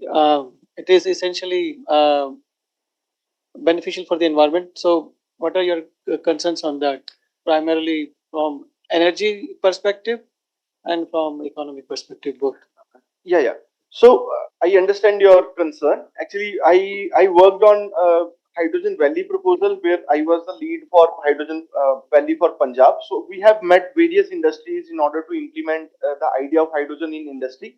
See, the major requirement of energy for industry is either electricity or fuel. You cannot, like, where the fuel is used, you cannot use electricity, because that fuel is going to is used to generate high intensity heating energy. This is where the heaters are not available for generating large scale heating power. So the fuel have the role there. But within that, since the clean, ultra clean hydrogen is not available, people are using even the dirtiest of the furnace oil. So there are two parallels. Like, if you get solar energy, if you can use the electricity for your processes, well and good. If you cannot use it, you have to use fuel. This is where the replacement of that fuel we are targeting in the industry, to make it the operation, the scope 1 emission of the industry, to make it zero. So scope 2 is electricity, which we cannot control, which the government sector will take care. Scope 1 we are targeting, and then comes transportation sector. Transportation sector, I think, overall contributes to, if I'm right, around 12% of global emission. 12%. And we are great that batteries are getting propagated into the small vehicles, the cars and all. But the marine applications, the aeroplanes, the trucks, this is where the battery are still not capable to be used. And this is where the hydrogen is coming as a godsend fuel. So we have a clear distinction where hydrogen can go, where electricity can go. So, and the beauty of green hydrogen is that you are generating it through solar energy, through wind energy, through hydropower, hydro turbines, which you can put on the rivers to generate extra renewable energy. I just give you a number. I teach sustainability to IIM Amritsar. Total solar energy available to the world, to the earth, is like 230 terawatt. 230 terawatt. And you know how much world needs? Close to 23 terawatt only.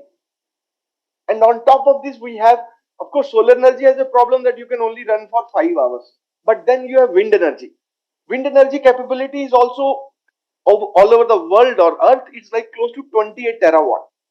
Then comes hydropower, where the running river you can put new kind of turbines to generate power. So the ultimate zero emission world is what we are targeting, where we need to get rid of anything which we are extracting from the earth. Actually, you are extracting not the fuel, you are extracting the carbon dioxide which is God has put deep down, and you are extracting it and throwing it in the environment. So we need to get rid of this. We are capable of running our world with renewable energy. Everything is sorted. Thanks. Fantastic. Yeah. Any questions?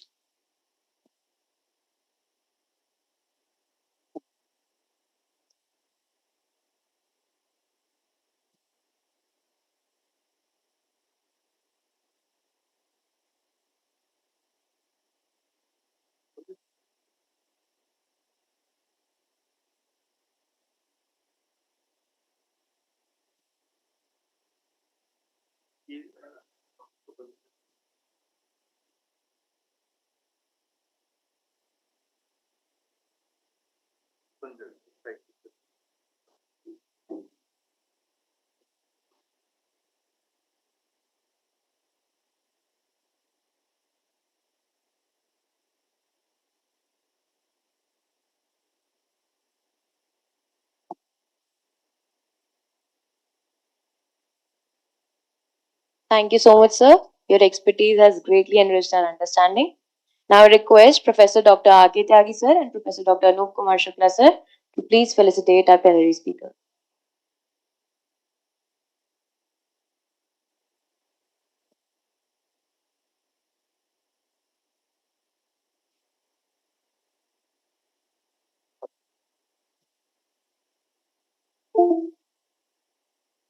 Thank you, sir.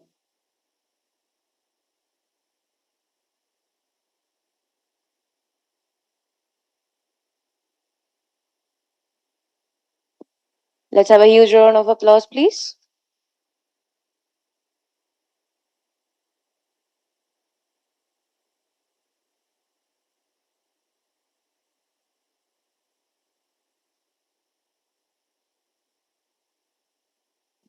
Thank you so much, sir.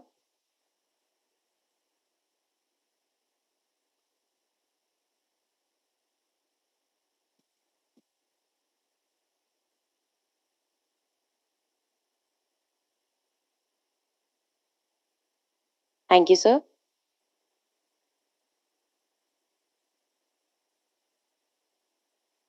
Now I kindly request all the dignitaries to please proceed towards the F1 lounge for the high tea.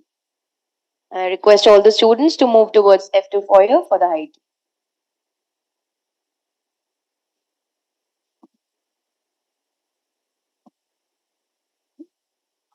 We'll be continuing with our plenary talks after the high tea. Thank you, sir.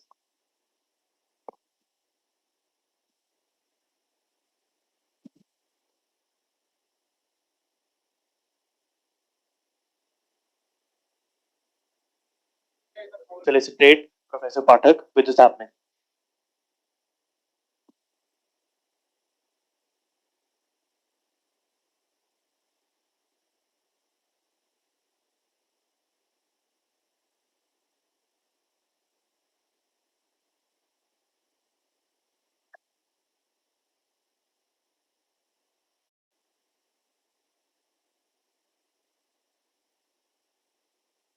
Dr. Pathak is a professor at IIT Roorkee.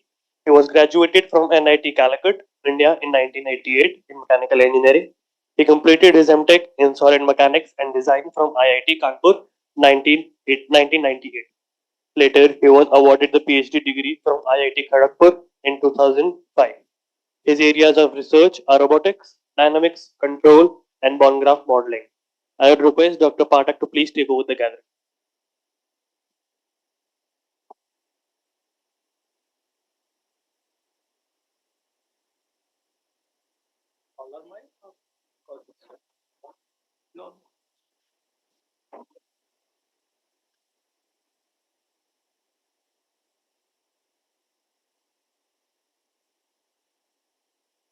Good afternoon, everyone.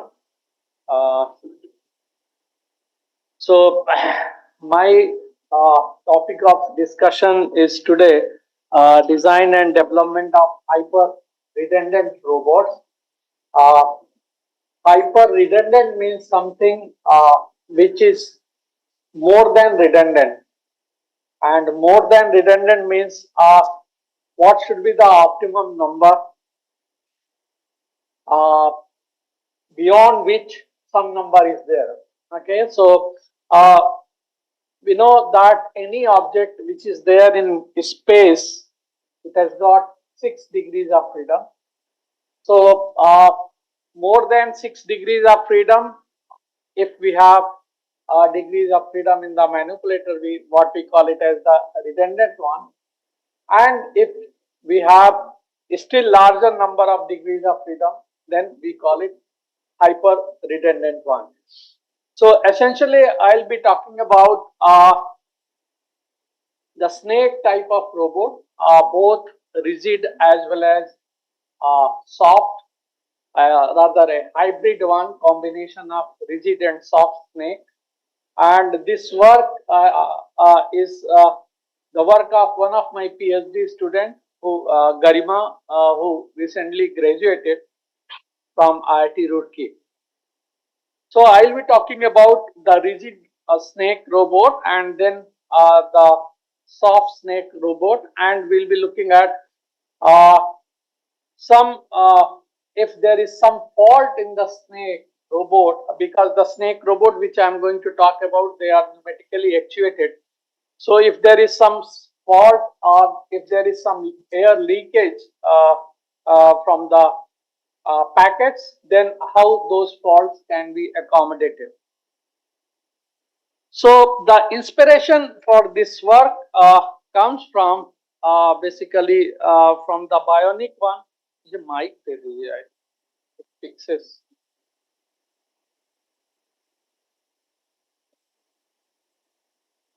Yeah. So we try to imitate nature basically by mimicking the natural creatures. Okay, and this work is also an attempt of mimicking the snake. So there are a classification, as I was talking to you, in the conventional robotics, what we call it as the hard robot, the most common known one. Uh, on that classification, we have discrete, that is the non-redundant and the redundant one, and then we have the hyper-redundant, and further subsection of hyper-redundant is continuous one, and a further subsection of that comprises of the soft one. So this is how it can evolve. The discrete has got, say, very few number of degrees of freedom or very few number of joints here. Serpentine has got, say, large number of joints here. And when these, technically speaking, ideally speaking, if they go to a very large number, what we get as the continuum one. So soft robots are inherently compliant and exhibit large strain in normal operation. These days, people are rushing for research in the soft robotics area because of certain advantage of the soft robot. They can take the compressive load, okay, and if a soft gripper is able to handle the object, it cannot or it has capability to not crush the object, okay. So they can handle the fragile object very nicely. But again, there is a drawback as compared to the hard robot, who are more accurate because of more stiffness. So hard robot, as I said, are hyper redundant when the number of joints are very large, and the advantage of hyper redundant robot is that they can work in the unstructured environment, okay, and provide high dexterity. If some of the joints fails, then some other joints can take the responsibility of those. And yeah, but again, there are challenges with the more number of joints, more number of links. So those challenges has to be taken care of. So this figure gives some of the advantage and disadvantage which the soft robot has over the hard robot. The first one is about the dexterity. Okay, so you see that as you can see in this figure, with a hard robot, if there is an obstacle, the robot likely hitting up the object is very high. Okay, whereas in case of soft robot, the soft robot can take an appropriate shape so that it is avoiding the obstacle. So dexterity is more with the soft one, but there are challenges with the position sensing. For the hard robot, we have many sensors available, say encoders, potentiometers, which can be put at the joints of the manipulator, and those joint rotations can be measured. But with the soft robot, there is challenge of how to measure deformation. Okay, how to measure the deformation of this one. Okay, so people are working, and some of them have come up with the idea that we can put the linear potentiometer along the curved surface, okay, and then we can try to measure how much length has elongated. Okay, so that is how people are trying to tackle the position sensing. Then there is advantage that is with the manipulation. Hard robot, yes, hard robot can take some load over here, but the gripping ability with the soft one is much better, as you can see from this figure. And the problem with the soft robot is the loading because of self weight. In case of I think this is here now. In case of soft robot, because of the weight, you can see that there is some natural deformation, but that natural deformation is very small in case of the hard one. So these are some of the challenges, and here are the example of the soft manipulator. Okay, say tongue of the dog, the way the dog manipulates, or say the elephant trunk. Okay, the way the elephant can use the trunk for the various purpose, even for lifting up the very heavy payload.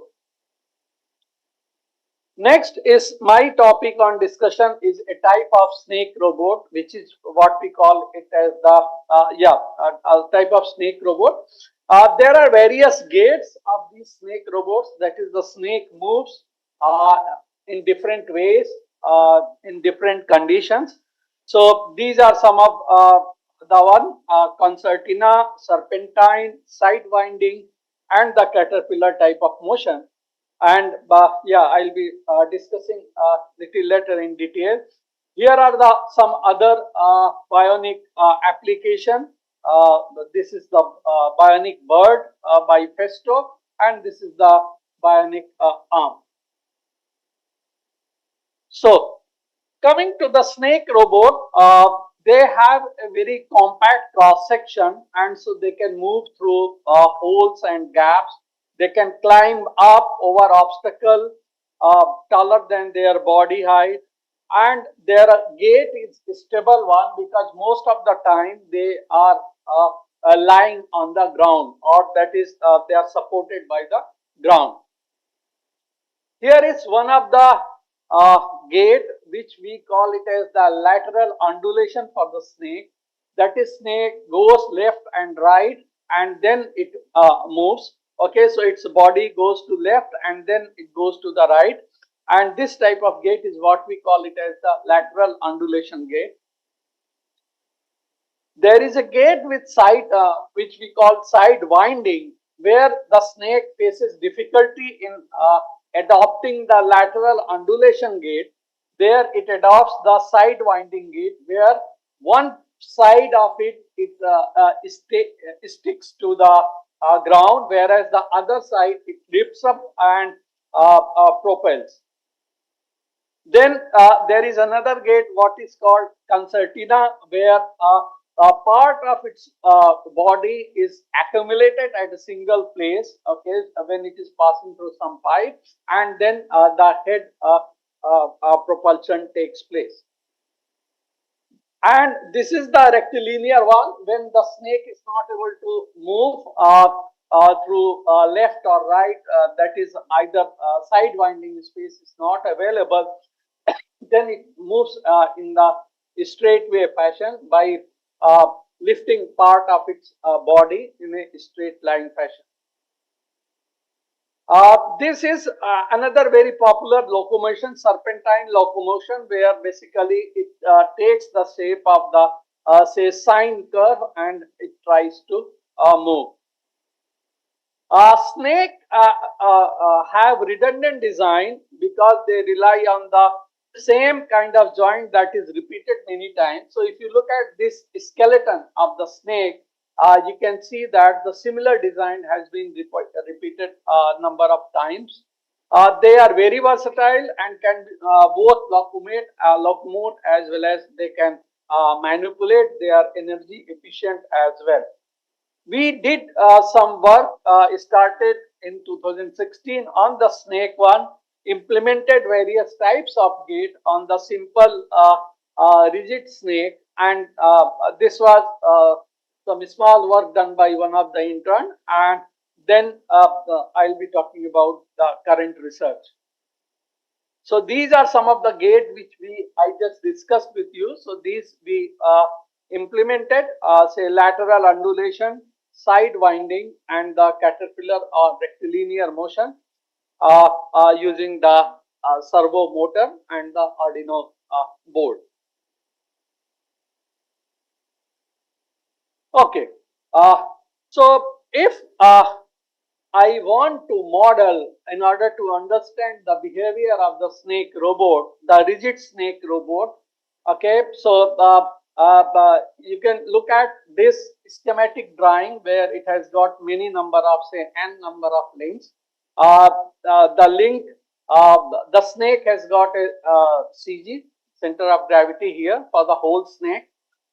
These links have got angles, okay, with respect to the absolute x-axis, as well as we define the relative angle, that is the angle between the two different links. We can get the kinematic equation, simple kinematic equation we can write. Maybe this is written in the general form, but simple trigonometric equation we can use because the behavior here is the planar one. So we can write the trigonometric equation and we can get the CG velocities of each snake link. We can model the ground propulsion force, ground friction. Here we have implemented the viscous friction and the propulsion force which comes out, that can be modeled using this equation. It's a viscous friction, so you can see that the velocities derivatives are there.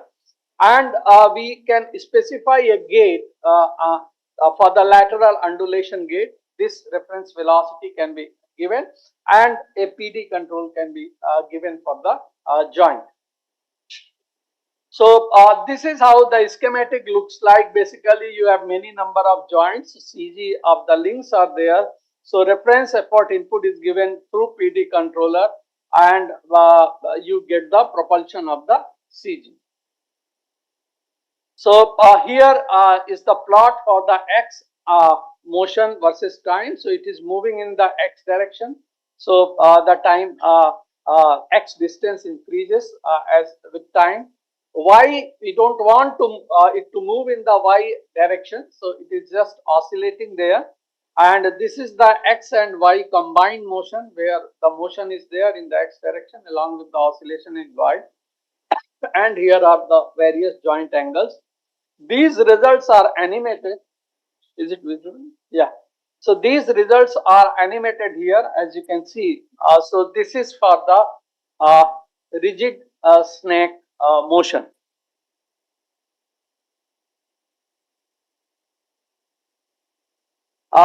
we did further some work with without disturbance and parameter uncertainty. In fact, my student derived one fuzzy controller for to take care of the disturbance and parameter uncertainty, and that I'm not discussing over here. And here are the results without that and with that. Next work which we did on the soft manipulation, basically. So a combination of soft and rigid snake robot. So the basic principle is like this. There are two elastic packets basically. So this is the one packet and this is the another packet. Maybe if I look at from this direction, then we can say that there is a left packet, there is a right packet. We have a two-way air pump over here. So from one side air is supplied, whereas from the other side air is removed. Because of that, there is bending action of the packet taking place. And from that, we because this packet is mounted on the ground, we have the ground reaction coming into, and the snake gets propulsion. So we have been awarded 2 patents on this particular work. One is on the actuator one, and another one is on the snake robot. So this is how we conceptualize basically this one. So through pneumatic pump, initially we began with the milk packet, and these packets were deformed from one side when air was supplied and other side when air was removed. And then we put it in the form of say one link snake over here, and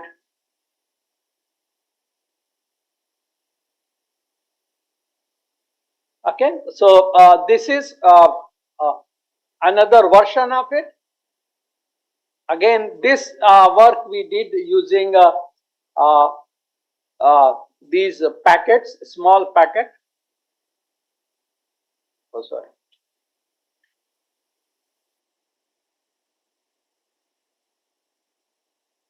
So this was the proof of concept, as you can see from the top and here bottom. Here you can see that the two-way air pump has been put over here. So then we looked for the design aspect. Joining soft actuator, we made a snake robot. So basically, it's a rigid and flexible snake robot, because there is a rigid part where we are mounting the actuators for the snake. So it exhibits snake-like motion by sinusoidal bending of the soft actuator, and sinusoidal bending is achieved by controlling the power supply to the mini air pump. Then in our current design, we 3D printed these packets over here. So this is the left side packet, right side packet. Here there are opening for the air supply and air removal, and this is how it looks like. To provide the proper traction or propulsion to the ground, we have put up a Bristol over here at the bottom of the rigid box over here. So this robot is basically combination of the rigid and the soft part, and this is the schematic for the electronics, the PCB. This is how this is the demonstration in our lab. So you can see the bending of the soft actuator, and it's a untethered one.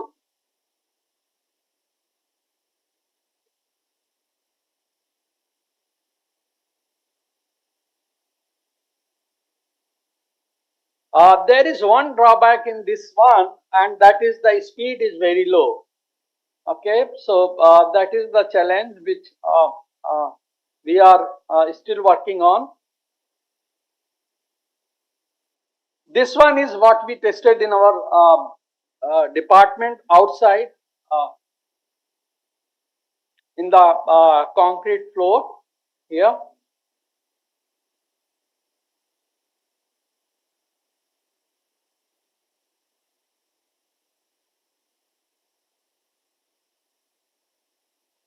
So both for snake as well as for the actuator design, we have got the Indian patent recently.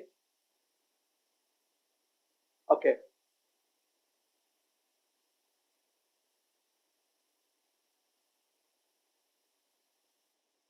Yeah, then we tested it for moving in the pipe.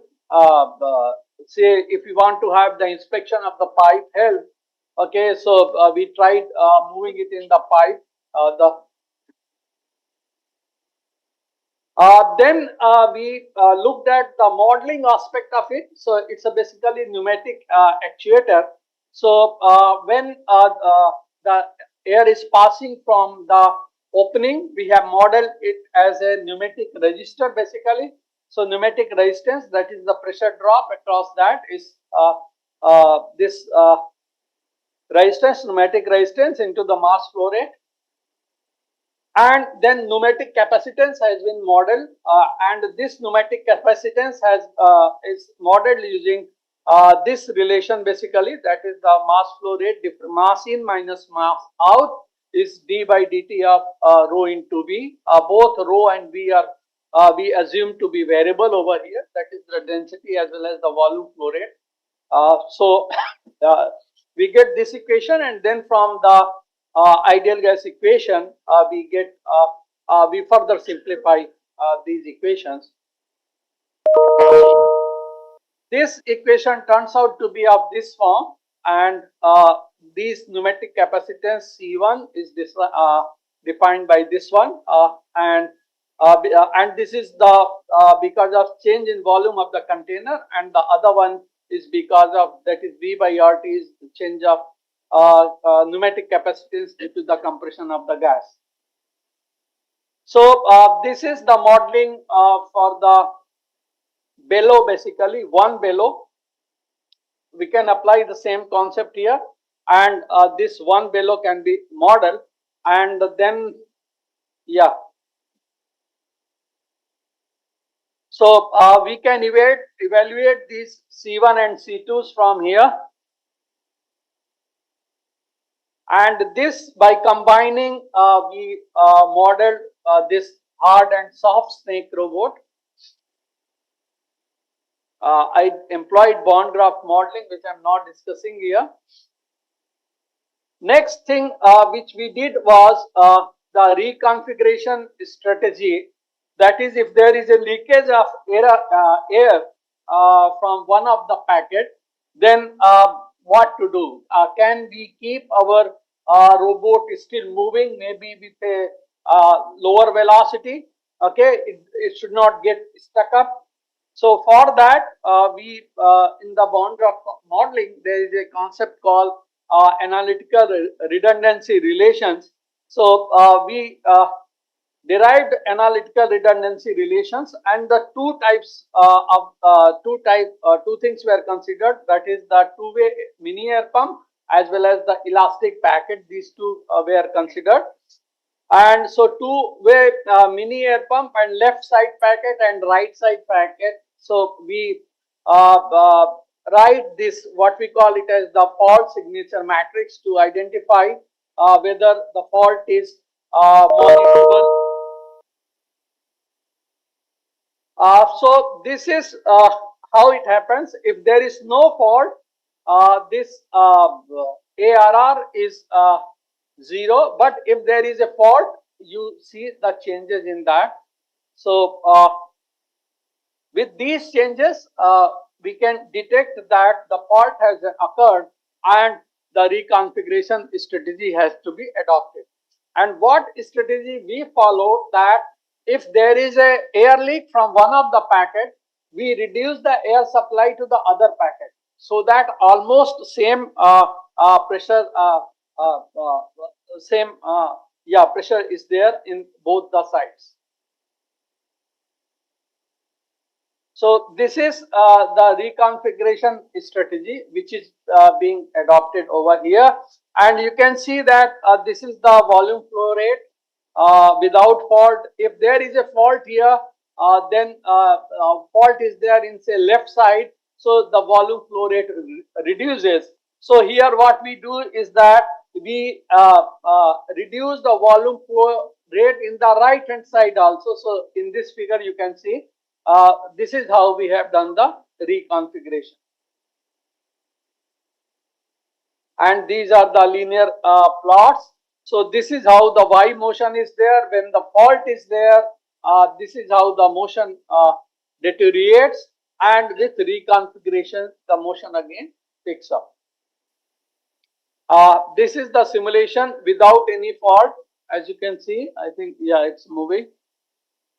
And this is with fault, and this is with reconfiguration.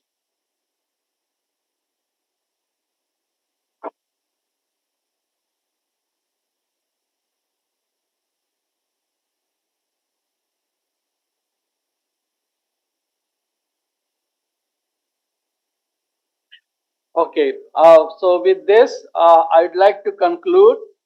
We adopted for the rigid hyper-redundant robot a robust control method, and soft actuator was designed and developed and made it untethered, and a fault accommodation strategy we have proposed for the soft one. So there are many challenges.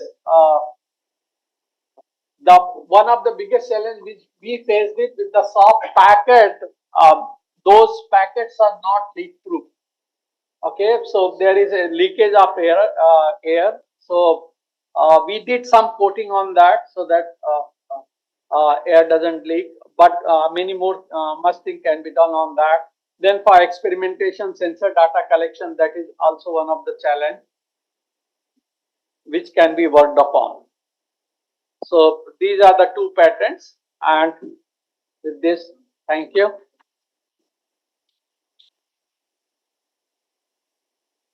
Any questions, please?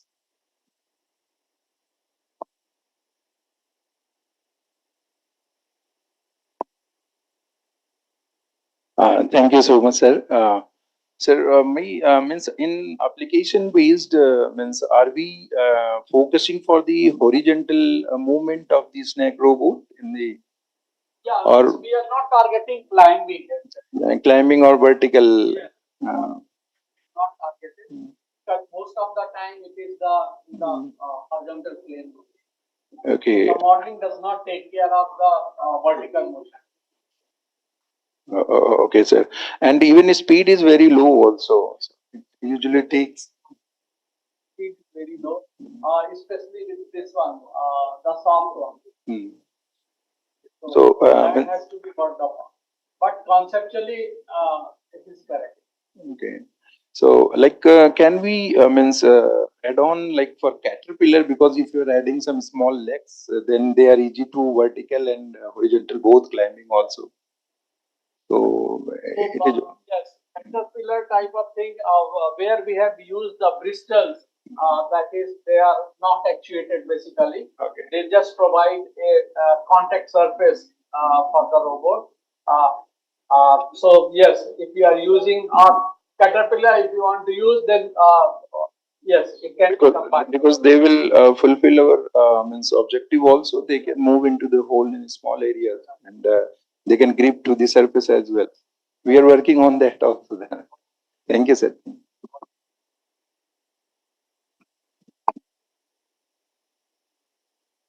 Very nice presentation, sir. Very, very interesting. In the model that you have made, you have just picked 3 pockets. So one of my doubts probably is that if you see a real snake, it has got a thick, front body and a very thin end body. Probably most of the movement comes from there. So probably if you could add more of them and actually mimic that, probably the speed may probably improve with that, because the kind of mass which is there right now, it may not be allowing it to move fast. So even if you take a snake and cut the center part without the tail, probably it also will not move as fast as it will move. So probably that you can look into. Thank you for the suggestion. Actually, we modeled around 9 links, but experiments have got its own limitation. So we tried with the 3 only. But yes, if you have more number of links, there is a weight of the vacuum pump as well, and it has to propel that whole weight as well. So because of that, also there is a challenge that thing also can be explored into. to increase the speed. Very informative talk, sir. Sir, I have a very basic question. I think in the third or fourth slide, you have shown that the soft one can avoid the obstacle. So now to avoid the obstacle, do you pick some kind of means? Is it vision based? Mean how it understand the obstacle? Naturally, some sensing has to be there. Okay, so some sensing either it is vision based, or you can have ultrasonic sensor as well, or IR sensor as well, so that the obstacle can be detected, and then it can deform. The advantage is it can deform, whereas the rigid one it cannot deform. That is the difference. But sir, in generally warehouses, let's say when multiple mobile robots collaborate with each other, so they are generally rigid. They also use the same principle. Either mainly they use vision based, and then they sense and they avoid. Can't the rigid one avoid similarly? Yeah, in case of rigid one, yes, it can avoid, but the challenge is that then you need to have some control strategy, because there you have different joints. No, only rotation of one joint may not change the shape of the whole robot. So computationally it will be expensive. Thank you, sir. Yeah, very nice presentation. One thing is there that there were wires going from the ground to the, but like the next challenge would be to make it very self-contained and self-thinking. This we have untakered one. There is no wires over here. And the controllers are Yeah, they are there in the robot itself. how many controllers? For each actuator, there is a one Arduino board basically. Okay. Okay, so there is for each actuator one Arduino board is there, and we have put in the battery as well, because we have made it untethered, so the battery weight has also to be propelled. And second thing, what kind of friction effects have been taken? Yeah, ideally, if you talk about, then you have basically the dry friction, or what we call it as the anisotropic friction different in both x and y direction. But here, to have computational or easy to control, we have adopted the viscous friction model. Anyone else? Thank you, sir, for your knowledgeable words. I would like our senior faculty, Professor Dr. R.K. Tyagi and Professor Manvendra sir, to please present Patak sir with a token of gratitude.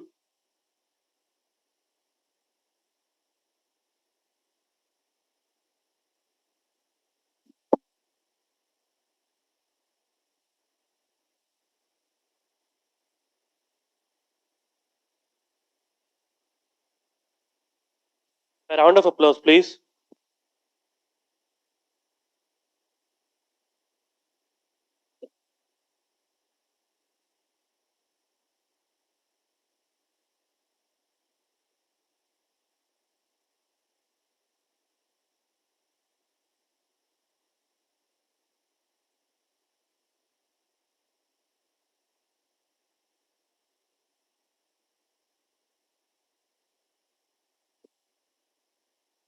Thank you so much, sir. For our next session, we have Professor Dr. Subhashisa Datta, sir. I request our senior faculty, Anup sir, R.K. Tyagi sir, to please, and Gaurav sir, to please felicitate him with the sapling.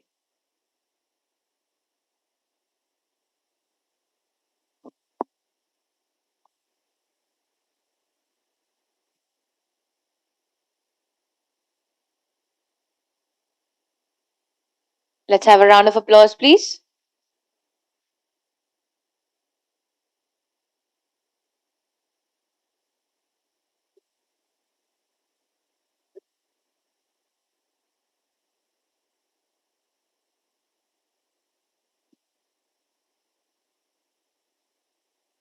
Thank you, sir. Professor Dr. Subhashisa Datta is a distinguished academician and researcher in the field of civil engineering. He currently serves as professor in the Department of Civil Engineering at IIT Guwahati. He has made significant contribution in the field of mesoscale distribution hydrological modeling, satellite remote sensing and GIS, for water resources management, computational river hydraulics and its applications, watershed and irrigation management. Dr. Datta has more than 70 international journal publications. I request. Very good afternoon. I do believe the seats would not be empty in the first row. Please come forward. Please come forwards, because I just target the young generations because they are the futures. Okay, I don't bother about the first 3 rows. Okay. Anyway, the problems what I are going to discuss that's not going to hamper me. That's the reasons. Please come forwards because I have to talk to you. Okay, the young generations, come forward. Come forwards. Okay, first 3 row, I don't bother them. Okay, I do have a respect, but I don't have a. The issue what I am to highlight that's what is going to matter to you. Okay. If we talk about the topics what I'm talking I think some could have introduced about the digital tool, which is very unique word introduced in the business community to convert from physical to the virtual reality. The digital twin is a very buzzword used in industry to make it the physical things to virtual reality. Like nowadays, you can have a virtually tour the hotels before entering the rooms. Okay, all these things you have done the physicals to the virtuals with both the ways. So the physical twin, digital twins are really a buzzwords and it matters a lot. But what I'm talking about that beyond that digital twins, I'm going to talk about the dam safeties. I'm going to talk about the dam safeties. Before starting dam safety, I just want to say that how many believe it our dams are safe? Just raise the hands. How many do we believe, have a confidence that we have 6,000 dams? Okay, it's good numbers. Okay, but how many believe it that our dams are safe and having age more than 40 years? So how many believe it? Have a confidence that our dams are safe? Just raise the hand. Nobody. It's good. It's a good statistics. Okay, only out of 1 or 2. It's okay. Out of 100 students. Okay, it's good. Okay, that means you don't have a confidence about the civil engineer. Yes or no? You don't confidence about the mechanical engineer. Okay, that's the reasons you have not raised the hands. So talking that whatever the dam structures we have, you don't have a confidence they are the same. Okay, they are not safe. Okay, that's what is just 2 hands. I got it. Now let it come back to the statistics what we have. Next slide. If we look at that, first questions were are the existing dams are safe? And we are planning huge dams infrastructures in Eastern Himalayas, okay, which is have a power potential of 40,000 megawatt, huge power potential. Okay, that's the reason the Chinese are thinking about us. Okay, Arunachal Pradesh. Okay, they are thinking about that. 40,000 megawatt powers we have the potentiality in Eastern Himalayas. Okay, have you adapted the basically we talk about the digital twins, whether we have analyzed the extreme conditions, the extreme loading conditions and that. And can you adopt, can you think it? That's what I am thinking. See, that this digital twin should be, can you adopt the digital twins for existing dam to improve their safety? Okay, their life, the dam has a lifespan. Okay, it's not a structures for thousands of years. These are structures for a design life. Could be 100 years, could be 200 years, could be 50 years. So it's have a design lifespan. So if you look at that, within this new technology, the digital twin models will improve the lifespan of the dam structures. Dam structure is something like that, not they're selling a car. Okay, you will abandon it. You cannot abandon a dam structure just like. Can you abandon Bakranangal dam project? No. Can you abandon the Hirakud dam projects? You cannot do it. The dam is an asset which it's good. It's also assets to be maintained is heavy. So if you look at that way, that strategy way, can you develop a new dam safety frameworks with river recovery and all, which I'll not talk it here more. Next slides. If you look at who talks about more environment? Americans. How many dams they have? 90,000 dams. भाई उन्हीं का dam है, हमको वो पढ़ा है ना. 90,000 dams they have, and the age of the dams is at 61 years. Okay, mostly the dams are about to collapse. 90,000 hydropower dams are they have them. And where do you belong? Next, we are the third in terms of the large dams. We are nowhere inferiors. Just in between the Chinese are there. Okay, after the 90,000, we have the 5,000 dams. If you look at the structures of the dams, where you have the dark colors, you can identify which states it belongs. Which states? The highest number of the dam sets there in which state? Maharashtra. Highly economically improved state? Maharashtra. More the dams, more the money, more the power. Yes or no? Story is that. More the dams, more the waters, more the powers, and more economy. All are related to each other. If you look at the Northeast, doesn't have the dam. You can think it, no dams, no economy. But if it's we're talking over. So the dam plays a major role. We cannot deny it because of some group of people are talking against the dams. Just they talk it good English doesn't mean that they have more knowledge about dams. Okay? The dams has to be understood by us. So if you look at the next figures, what it actually happens it? Can anybody tell that we do every pre-monsoon and post-monsoon, we do dam health assessment. Okay, that is mandated for hydropower developers. The dam authority, they have to do dam health assessment pre-monsoons and the post-monsoon. At present, what the technology they have? Anybody can tell it? What technology they have? Anybody can predict it? What technology they have been using now to do pre-monsoon dam health assessment, post-dam health assessment? Can you tell what could be the technology? Only visual inspections, eyes. That's all. कुछ भी नहीं technology. 4-5 expertise आते हैं, घूमते हैं, खाना खाते हैं, आंख में जो देखा है उसको. So that's the reason how safe our dam.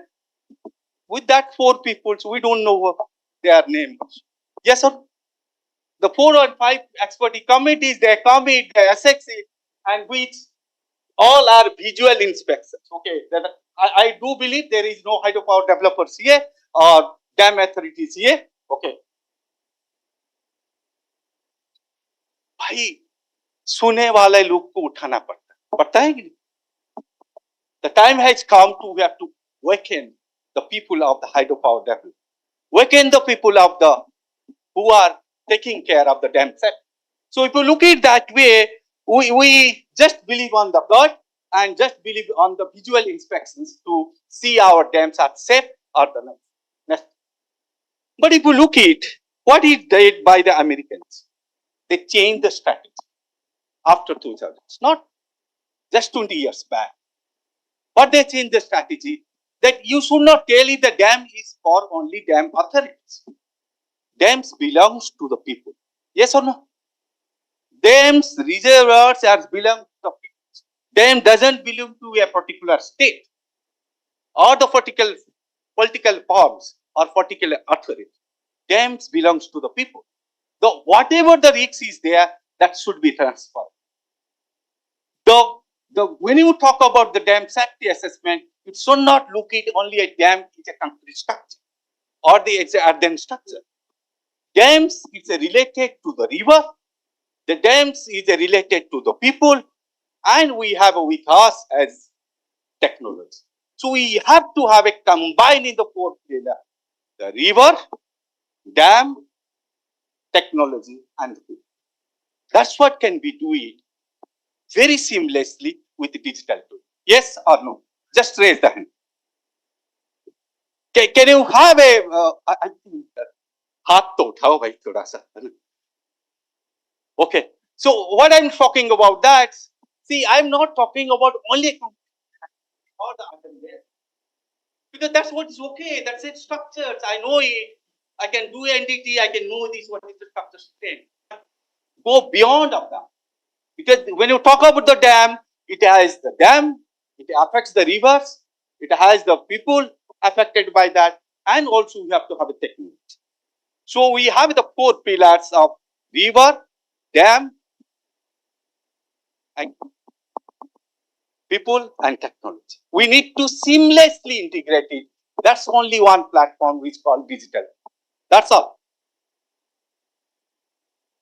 The target is too much. Next, you will commit that next.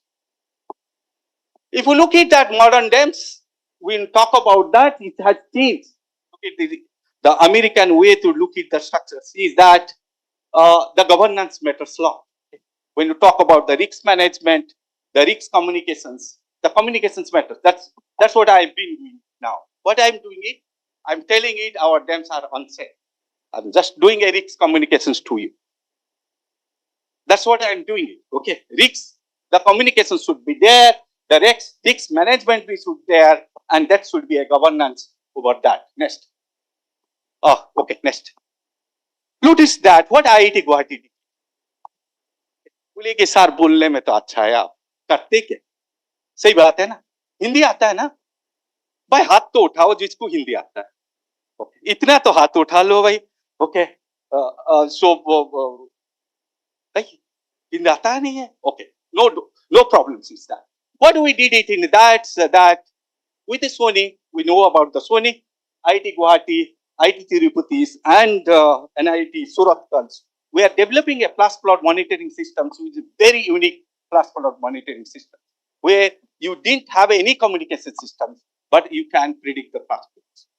That's what the technology we are bringing it, and that's what we have gone to a first phase is that, and the professors from electronics department, the professor from mechanical department, professor from civil anyway, all we are integrating it to just have a best flash flood monitoring. Next.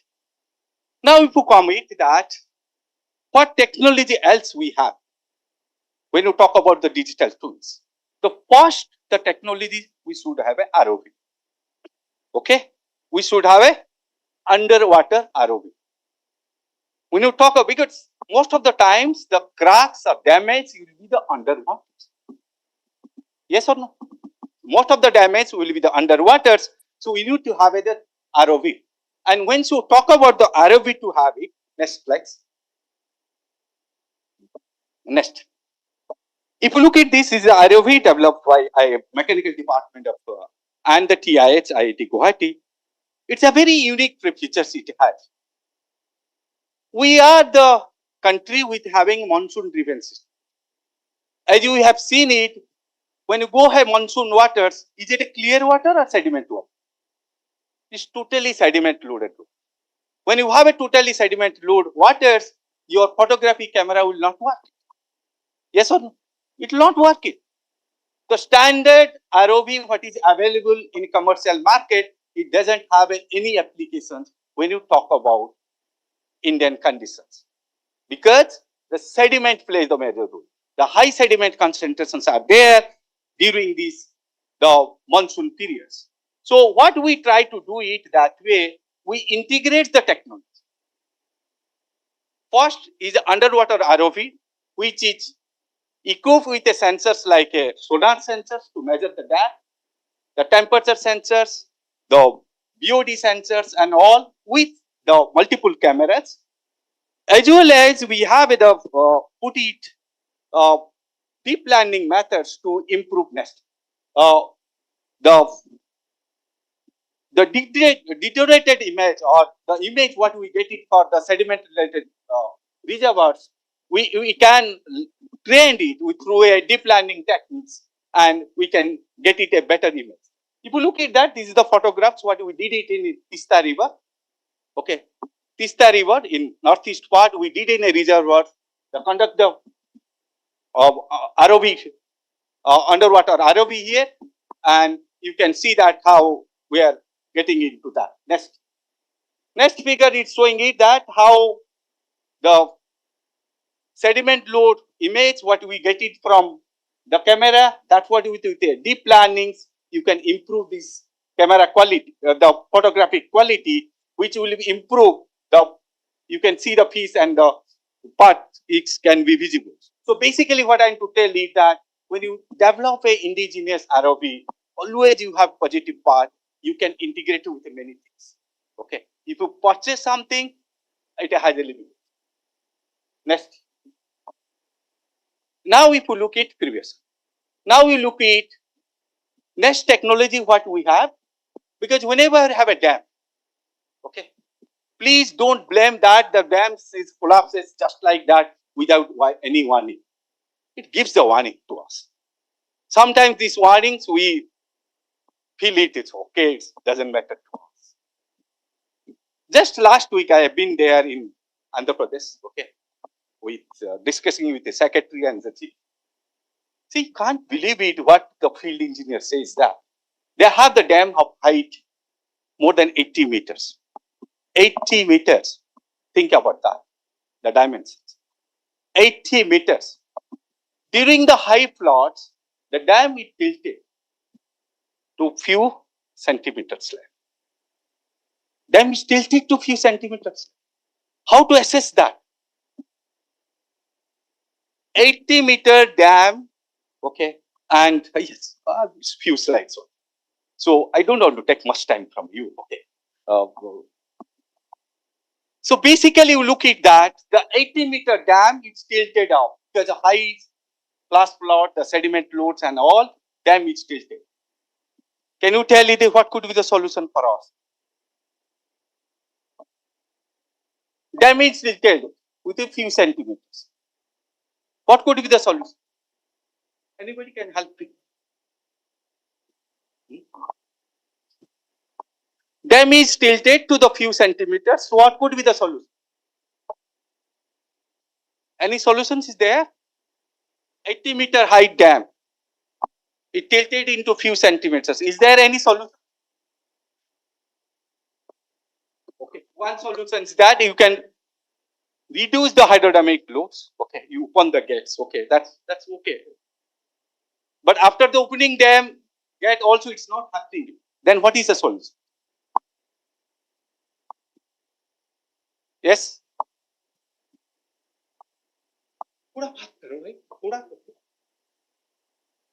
बोले सार dam तो टूटने वाला है हमको क्यों? Can you think it? What could be the solutions of a 80-meter high dam and tilted up? Do you have any solutions or you have to live with that? Yes. Dam of 80-meter height is tilted up because of heavy sediment flows. Height, how can we? It's already tilted. Already tilted. It's tilted a few centimeters. Oh, it's a good solution. Construct a new dam. Is it a solution?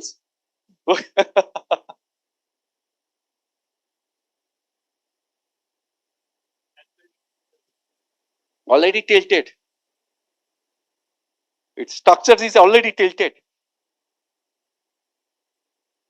Do you have any engineering solutions for this, or yes or no? Yes, yes, yes. Dam is already tilted. So what could be the solutions? Okay. I think we need to have a more debate in the lunch hours. Okay. God's sake, the dam again returned back to the same positions. Okay. That's the reason all these Andhra Pradesh chief engineer they celebrate. Okay. So That's what is the beauty. So whatever the tilted dam during the flood period, as the flood recedes, return back to the same positions. So if we look at that way, there are really the complex problems we where dam is tilted up. And we need to have a technology to update that. Next. The technology, as we say that the LiDAR technology, the laser-based distance measurement technology, we should use it, which will be a millimeter level of accuracy. And we can get it the 3D, the X, Y, Z points, and we can make a 3D models. The satellite data nowadays have a lot of options for us to collect a lot of data about the dam safety. I'm not highlighting that. These are the last slides showing that when you talk about the digital twin to make for the dam, reservoir, river, and really have a challenging task because you at present all these assets or all these informations are on paper. We have to bring these things to in a virtual reality or digital twin. We have a lot of challenging tasks, but we have. And next. Okay, that's what we have been doing it. We are doing a lot of publications and conference, which stands for River Corridor Research Management. And the next slides is a thank you slides for my group of students who have been working hard to backend in preparing this PPT and all this work there. Thank you a lot. Any questions? Yes.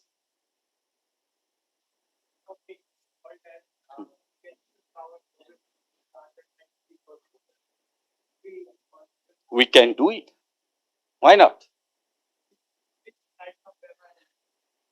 See, this is a very good question you have asked.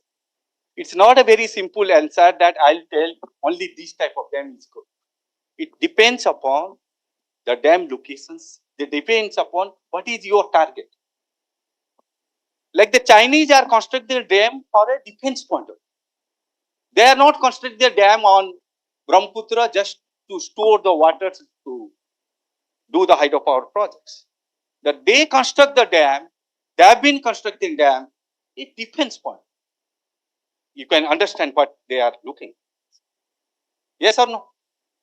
So it's all depends upon the what is your strategy. The dam can be constructed defense point. Any questions? No, sir. In case of dams, Yes. we have, suppose we are building it today. Yes. Today we have a set of regulation. Correct. Yes. Then only it is been visually Correct. okay. Yes. Now after 40-50 years, the situation gets different. Obviously. Everybody aging it. I'm aging. You are also aging. Students, what you are here smiling after 30 years, they will have also have to go through aging phase. Yes. Yes. We build dams there. Large scale construction, everything is going on. Yes. The amount of water that has to be regulated, that will increase. Yes. How does dam actually go about? No, you are talking about environmental part or you are talking about dam safety part? Respect to environment, there is a severe change in the water handling capacity of a dam. Yes. This is not about security aspect. Okay. Only talking about Okay. storage and electricity production. Yeah. See, if you look at that, when you have hydropower projects, okay, always have a that edging, no doubt about that. Okay, that's what I said it in very fast slides. 90,000 dams there in United States of America. They have an average age more than 60 years. So when you have the dam projects, the issues are there. You will have a reservoir sedimentation. You will have a aging effects and all. But the profit what we get it from the dams, that is much higher order than what we are facing the problem. Problems will be there. I not deny that the reservoir sedimentation, the risks of the dam failure, that what is always there. But what my idea is that let's come with a digital twin framework. Let me transparent. If I have a 10 number of dams, I can say that it's this is the highest risk dam, and that should be transparent to all. That's all. So what do we do after dam has expanded? Some XYZ. We in Europe, they have started rehabilitation problems. They have removed the dams and all. But in India, I don't think it's too easy to do. Because if you look at that, any river basins, the dam downstream is at a different state. So you cannot do it. It's really a tough challenge. Dam removals will be the really tough challenge. That's not to be possible. It's tough challenge. Only the French, they did it, but it's a very small dams, whatever they are demonstrating to us. They're very small. Any questions? Yes, it's good. Good. Thank you, Lal. Thank you so much, sir, for such an engaging session. Let's have a round of applause, please. Now I request our senior faculty, Professor Dr. Anup sir and Professor Dr. Shamal Saman sir, to felicitate our plenary speaker.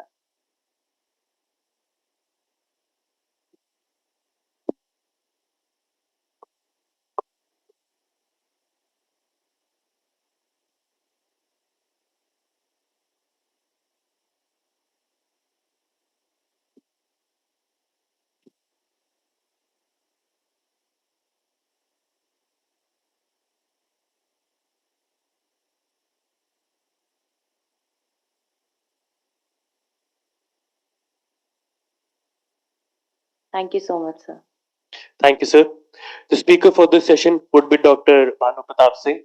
I would like our senior faculty to please felicitate Dr. Bhanu sir with his sampling.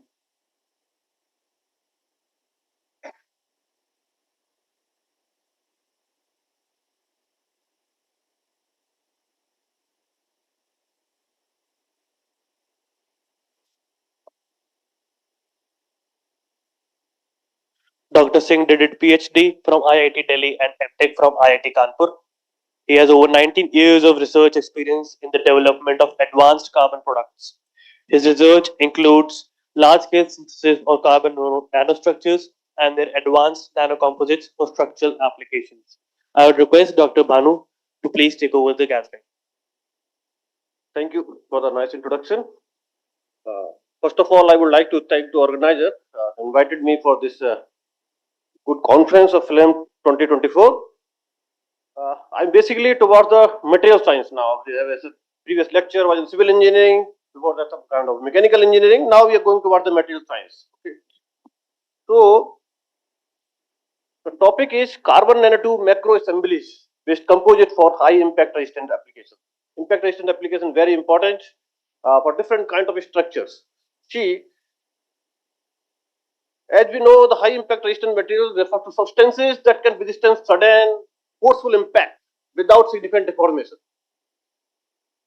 You can see it have a large number of applications in terms of, you can say, marine ship, building, transportation, aerospace, sport goods, defense, ballistic, tire industries. Then towards focusing in the ballistic materials. You see, it's a ballistic shield, body armor, combat helmet, and shelter. Armor material basically, which we generally use for bulletproof jackets. Okay, so there are different kind of bulletproof jackets or armor blocks. It can be a hard body armor, soft body armor. Hard body armor is basically metallic armor. You can say ceramic armor. In the soft body armor, we have a STF armor, shear thickening fluid, and the fiber armor. So with towards we are focusing on the fiber armor, and there's two fiber basically spectra, which is called ultra high molecular weight polyethylene, and the Kevlar. So we will discuss on these two fiber today, and then we also had a different kind of hybrid combination on the ceramic plus fiber, fiber plus STF, and fiber plus fiber. Why I'm talking about the carbon nanotubes? Yeah, this carbon nanotube is a very fascinating material. Very fascinating properties. It have an outstanding set of property in a single material, which we will discuss in the next slide. But in terms of the ballistic material, you see the carbon nanotube. You see there one study which was carried out by Zhang in the University of Sydney, in which what they did, they take a carbon nanotube in the form of a piece, and the bullet was in the form of a diamond. Okay, the size of 35.6 by 35.6.7.1, and then you see the left side graph and the blue curve. You see the initial speed of that bullet was around the 2500 meter per second.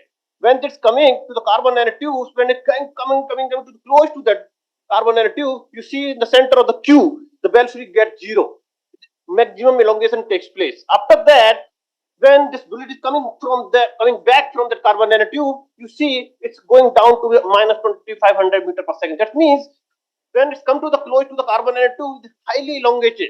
The more amount of energy was absorbed by the carbon nanotube. So what we have a conclusion from this, you see the CNT have a high strength, lightweight, and excellent energy absorption capacity, and therefore have a great potential in the ballistic material.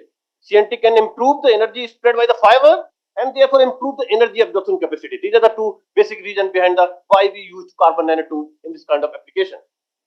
See, as I'm talking about, is a combination set of properties. Okay, the carbon nanotube, you can say it's a high strength. The 10 times stronger than the 100 times stronger than the steel. If you talk about the compare with the material, and the tensile modulus around 1 terapascal. Electrical conductivity 10 to the power 8 Siemens per meter. Thermal conductivity very close to the diamond, 3000 watt per meter kilojoule, and the very low in the weight, the 1/6 of the weight, and the very good special surface area is around 100 meters per gram. But the thing is, when you're synthesizing this kind of material, carbon nanotube is very small in size in the powder form. So, what kind of property I'm talking about? This property on the individual carbon nanotube. So, when you're utilizing for any kind of application, it's not coming out. It's not reproducible in the macro scale. So, there are various reasons behind it that we will discuss in the next coming slide. See, then what are the process? There are different kind of process in the laboratory. We develop a process for synthesis of these multiple carbon nanotubes, and then we can produce more than 150 grams of carbon nanotube with good quality of IG upon ID. And we recently licensed this technology to one of the industry. They were going to upscale it for the near future for different applications.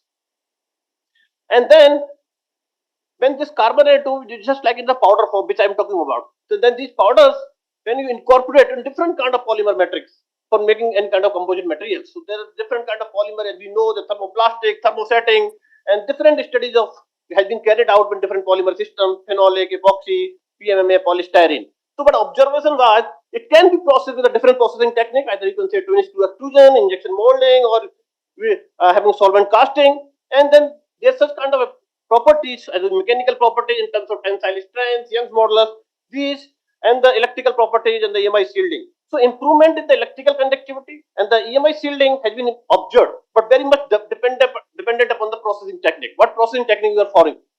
But there are challenges. The challenges are agglomeration. When you synthesize the carbon nanotube, this agglomerate is a larger amount, and the dispersion of this carbon nanotube into any kind of material is very, very challenging. So the property of this material does not improve. So, and another thing is, generally, when you add the carbon nanotube in any kind of polymer material, what happens? You can incorporate very less amount, less than 1%. So, whatever property we are talking about, when you are not going to incorporate large amount of carbon nanotube, so this is just like a modifying the polymer material. If you're only modifying the polymer material, that means that you're not exploiting the property of carbon nanotube. So, that's why we did some kind of a study and develop a process for making flexible carbon nanotube paper. This is a paper which can be loaded into larger amount, that carbon nanotube property can be exploited, and it was studied in different kind of application. You can say in the ballistic, lightning strike damage, supercapacitor, lithium-ion battery, water purification, EMI shielding, and we have several patent on the structural composite by utilizing this kind of carbon nanotube paper. And then further it was improved to make a very larger in the size to 1 meter by 1 meter. Okay. And then this 1 meter by 1 meter was incorporated in different kind of polymer material to make some kind of a structural composite. So in the first part of my presentation, I'm just talking about if we utilize this carbon nanotube with the existing fiber generally used for the bulletproof jacket or armor material, this is generally called the Kevlar or aramid fiber.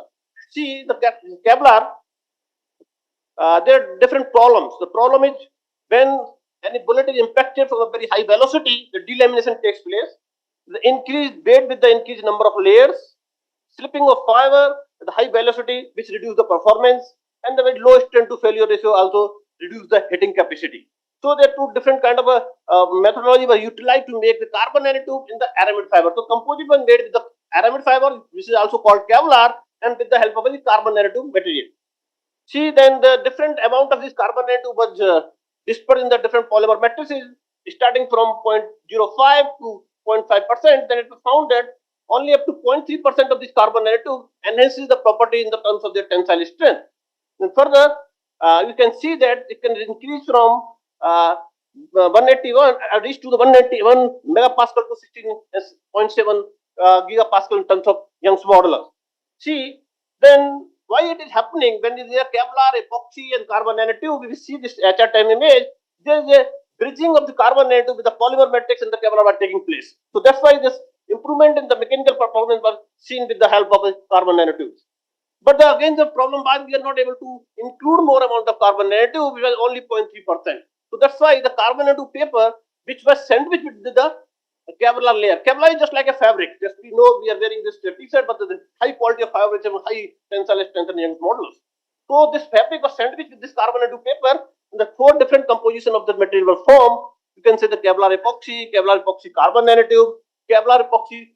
This flexible paper is denoted with the B, and the Kevlar epoxy bucky paper and these carbon nanotubes. And these four different set of experiments were performed, and then their mechanical property in terms of tensile strength, tensile modulus, and you can say the flexural strength and flexural modulus were studied. And then we found that the strength was improved to 55% for the fourth number of sample in which there was a carbon nanotube as well as flexible paper, and similarly the flexural strength was also improved to 63%. So it shows that by addition of this carbon nanotube paper can improve their mechanical property in a significant way. Further, these properties are also studied in terms of impact properties. This is called the drop tower impact properties, in which one weight of fallen on the this sandwich composite, and then how much damage has been taken place and how much energy has been absorbed by that material with the interleaving with the carbon nanotube paper. So it also shows that this improvement in this dynamic impact was 31% and the static by the 48%. So by addition of this carbon nanotube shows that it is loading of this impact property has been improved with the helping of the utilizing carbon nanotubes. Then see, after damage structure was seen with the visual inspection, you can see how much of area has been damaged. The P of A, B, C, D, and the C, D, the damage area was less as compared to the without carbon nanotube. So it's a basically you can say the damage area has been improved by 74%. Further, we have just gone for this ballistic test on that. This ballistic test with the help of a velocity of around 430 plus minus 15 meter per second. These tests were carried out at the Gujarat Forensic Science Laboratory, in which we see that two different set of experiments were performed. One experiment, there was no carbon nanotube, and another experiment, there was sandwich of the carbon nanotube paper between the Kevlar layer. And then you see, in all the cases, the bullet was penetrated. Okay, so bullet was penetrated. That means the thickness was not sufficient. But the another thing, but we checked when the bullet test is taken place, there is a clay behind the testing. So what happens? The bullet is going to the clay. So in that day, how much depth it has gone to the clay that measured, and this is called the back phase signature. Okay, so that back phase signature was measured, and then it was found that without CNT, the back phase signature of 126 millimeter, and with the carbon nanotube was 88. So that was reduction around the 30% in the back phase signature, which showing that carbon nanotube play important role for improving this ballistic property. But still, it was not so. Bullet was penetrated, so we have to remove the bullet. In that case, different set of experiments were performed with the simply stacked, roll folded, and 3D folded. I'm not going too much of detail on that. And then you can see roll folded was 25 layer of this Kevlar and 24 layer of this carbon nanotube paper was sandwiched, and then this composite was formed. And then by this process, you see, then the similar velocity of bullet was impacted, and that showed that no bullet was penetrated. Now you can see the bullet was not penetrated, bullet was inside of the composite. And then we also checked what was the BFS value. You see the BFS value of the material, that was around 26.06 millimeter, and without carbon nanotube, with carbon nanotube 19.9. So also 30% change in the BFS value. So this is showing the bullet has also been stopped, as well as it's reducing the BFS value. So, and then further, what we use, we are also taken second bullet on the same material. You can say this is the first bullet, and then the distance of basically the 5 centimeter, we put a second bullet. So it can also stop not only a single bullet, it also two bullets. So there is importance of that multiple hit capacity is also very important in case of a ballistic material. What happens when you strike a bullet, it can sustain for the one bullet, but the second bullet is basically break. So you need a material which can sustain more number of bullets. It's called multiple hit capacity. So this kind of material can help into the development of new kind of material which can stop more number of bullets. And this is a summary of these results in which it was shown that the 30% change in that of a BFS was found, and it's also stopping the bullet. Now what we see, when we were making this carbon nanotube paper, this was basically the carbon nanotube was randomly oriented. What was this kind of a powder, and this powder was suspended into the aqueous medium and then is formed into carbon nanotube seed. So whatever property we are talking about, the carbon nanotube is 100 times stronger than the steel, but the thing is that property is only in the single carbon nanotube in the their axial direction. So you need to make a much stronger composite. The alignment of this carbon nanotube should take place. So in that case, why happen the carbon nanotube bucky paper just having very poor mechanical property around 7 to 8 MPa. So because of it, there is only the very random orientation. So you need to make it some kind of carbon nanotube sheet of paper which carbon nanotube align in the one direction, or some kind of semi alignment will take place. So by taking this into the consideration, we develop a process which is called F3-CVD. This is called floating catalyst chemical vapor deposition, in which the individual carbon nanotubes are attracted to one another by van der Waals forces in the center of the furnace, and then it is just like a soak, and this soak is basically taken out from the furnace and deposited on the mandrel, and mandrel is moving and is depositing on the this kind of mandrel, and you can remove it from that. So you can see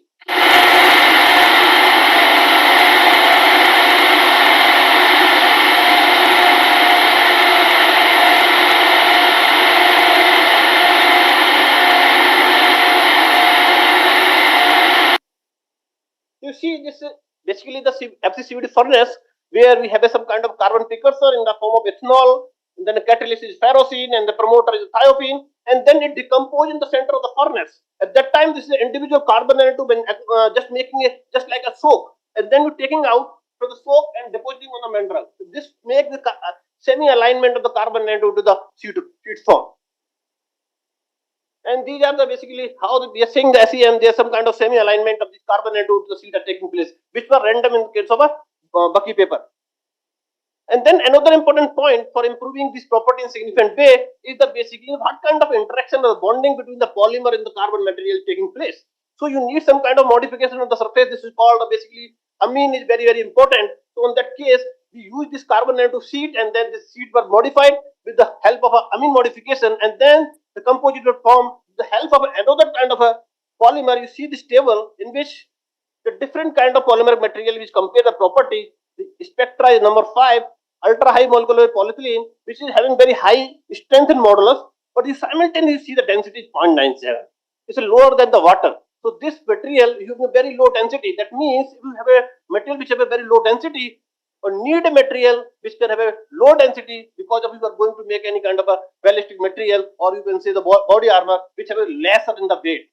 So you see we utilize then spectra, the ultra high molecular polyethylene, and then this is the process in which the special type of amine was spray on that carbon nanotube sheet, and then this sandwich with the help of a compression molding, and these different size of the material were formed, and then it was tested. Okay, you see the what kind of a modification on the surface of carbon nanotube has taken place. You see this is the XPS spectra. With the XPS spectra, the first side, the left side, and the second right side, without modification of the carbon nanotube, there is no nitrogen formed. You see the B and E graph. And E, there is a large amount of nitrogen but entrapped into the surface of this carbon nanotube, which will help in the making the bonding with the polymer matrix.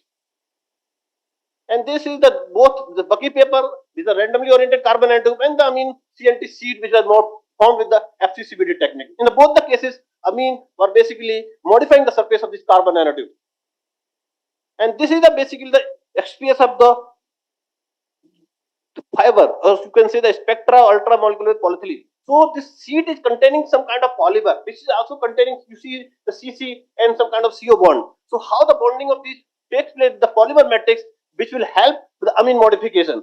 So see, then we did some kind of a tensile property measurement of this material, and we found that the improvement with the randomly oriented carbon nanotube sheet having a improvement around the 14.7%, 20%, and 36%. When we are utilizing seed, the similar kind of improvement was seen 18%, 27%, 38%. So then another kind of study was carried out for the impact property, or you can say with the help of puncture resistance.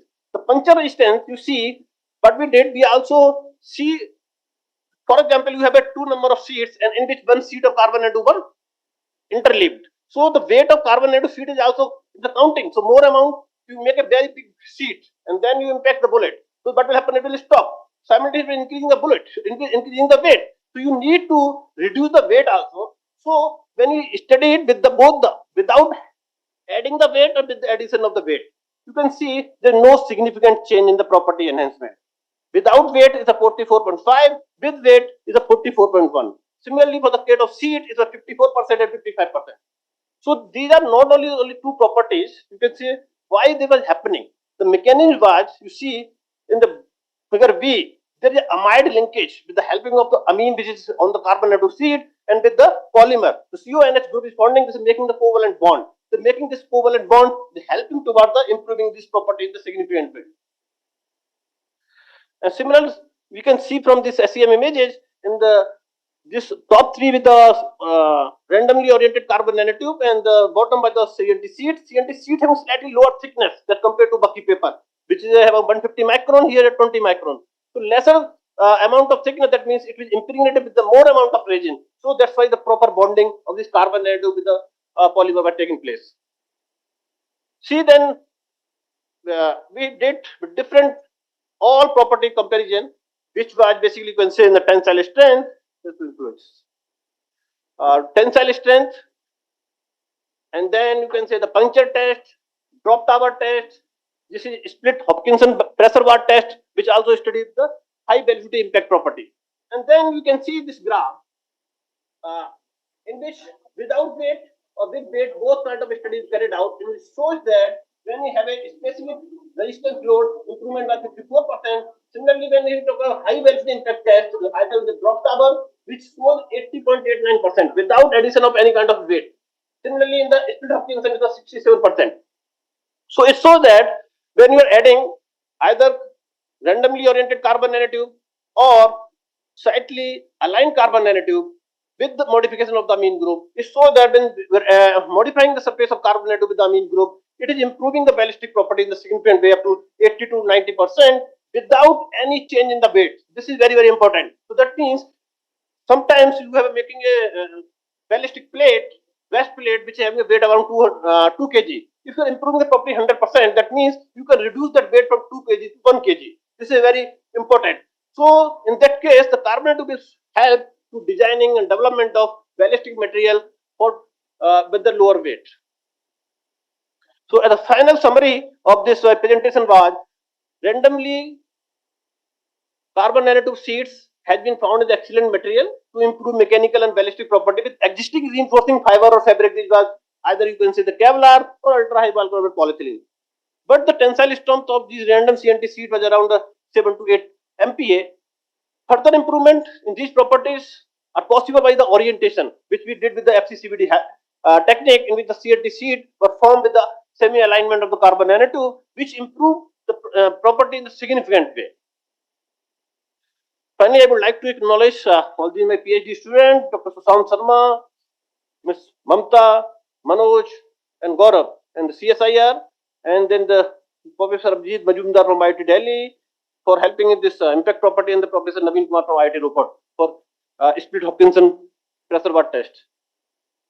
Thank you very much. So any query? Oh, yeah. Hello. Hello. Thank you, sir, for a very insightful presentation. I would like to know what is the cost comparison of the material you have developed with the existing similar materials like Kevlar and the other one? Yes, it's a good question. You can see the carbon nanotube. If you talk about the first part of my presentation, where we used multiple carbon nanotube, which we used for making the randomly oriented carbon nanotube sheets. It's a very cheaper. It's as cheap as the carbon fiber. You can get it from 5,000 rupees per kg. Okay.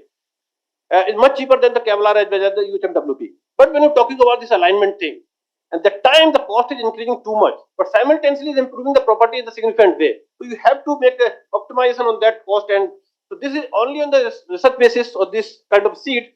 And further, when you able to increase the yield of the production, or having some kind of a lower cost material, then it will certainly help in the bigger way. Yeah. Anyone else? Okay. Thank you, sir, for the knowledgeable words. I would like our senior faculty, Professor Dr. R.K. Tyagi and Professor Anup, sir, to please provide our speaker with a token of gratitude.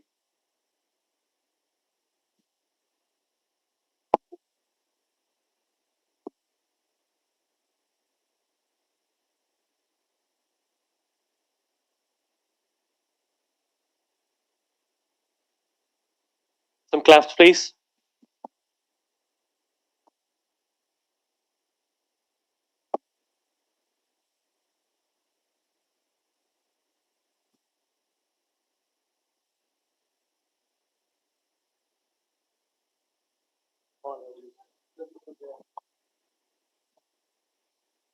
Easy बोलते हैं.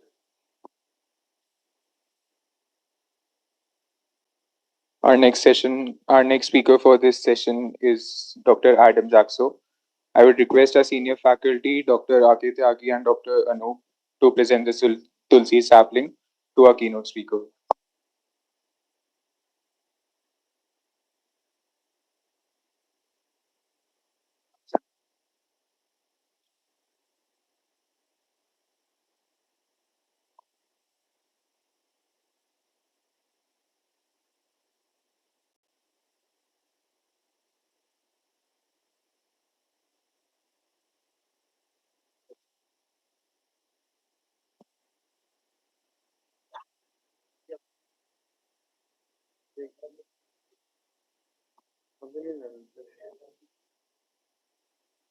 The topic of his keynote talk is unveiling the growing impact of artificial intelligence methods on CNC machining.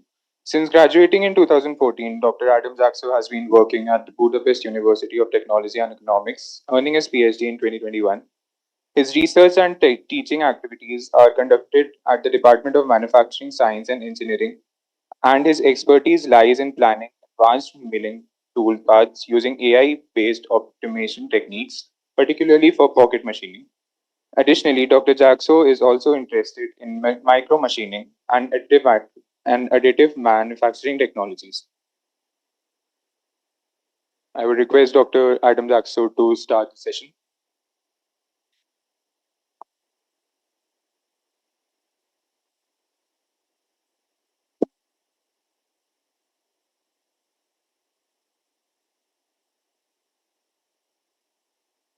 Sir, can I use the presentation mode? No? Yeah.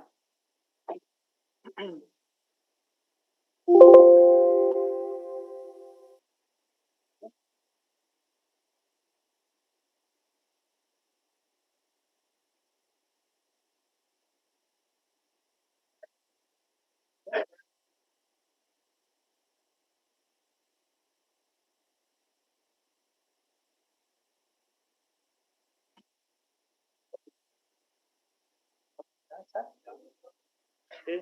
Good afternoon. I warmly welcome the audience, and it is a great honor to me to be here as a keynote speaker at the Flame Conference 2024. In my presentation, I will present the growing impact of artificial intelligence methods on CNC machining. And I come from Budapest University of Technology and Economics, and from the Department of Manufacturing Science and Engineering. In my presentation, I will cover the following points. Let's begin with a brief introduction. At first, I would like to tell some words about my background. So I came from Budapest, which is the capital city of Hungary. And in that slide, you can see the location and the scene of that city. And that is my university, which is by far the largest and most reputable technical university in Hungary. You can see some technical details, and you can also see that the international reputation is also very high of that university. And now let's turn to the subject of my presentation. So at the beginning, I will start with a thought experiment. So the question is how the factory of the future will look like. And in the slide, we can see an AI-generated picture, but it is also fits our common sense. So we can see robots, drones, some human, and etc. But actually, many experts expect that the factory in the future will look like that way. So it is not a mistake. It's a dark room, and it is called lights out manufacturing. And there, everything is fully automated and optimized, and no human intervention is required. So it is only possible by using different types of AI tools, and it looks like a futuristic method, but it is already exists. So the first implementation was made by Fanuc in 2001. But lights out manufacturing in CNC machining is still a challenging problem because the process is typically complex, multifaceted, and influenced by many numerous factors. So it is still a place for further developments and research. And I will continue the applications of AI methods in CNC machining. But there are so many examples, so it is not possible to cover everything in such a short time. So I will cite only our research activities and achievements of our department. So I'm speaking about the future of CNC machining and AI applications, but actually it is not a new thing in CNC machining. Kim et al. In their studies in 2018, even the first half of the 80s were related to the emergence of artificial intelligence in manufacturing. So it's more than 40 years. But since then, AI is integrated into countless industrial applications. And I wanted to show the importance of that topic. So I looked in Google Scholar for the search text artificial intelligence in CNC machining. And I could find more than 9,000 papers in that topic only in 1 year, in 2023. And there are many different aspects of classifications. But after the literature review, I could find 4 key areas, namely quality control and assurance, parameter optimization, topaz optimization, and predictive maintenance. And let's see some details about these key areas. So the first one is quality control and assurance. And that was the first areas where AI applications appeared in CNC machining. At the beginning, the role-based expert systems were on the top, but later the data-driven AI methods could overperform these rule-based expert systems and also the empirical predictive functions. So now the direction is going forward to the data-driven AI methods. And the implementation can be performed during the whole process. So before the process, we can find the parameter settings that would lead to faulty products, and we can avoid by using predictive models. And during the process, we can monitor and use adaptive control, including toolware monitoring and prediction. And after the process, thanks to the rapid growth of image processing and machine vision, automatic screening for defective products is a very hot topic these days.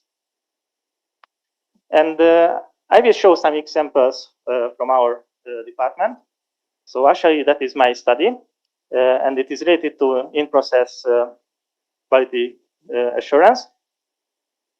At the beginning, I was collected cutting forces data by measuring with different machining parameters. And after collecting the data, I created a predictive model using an ENN.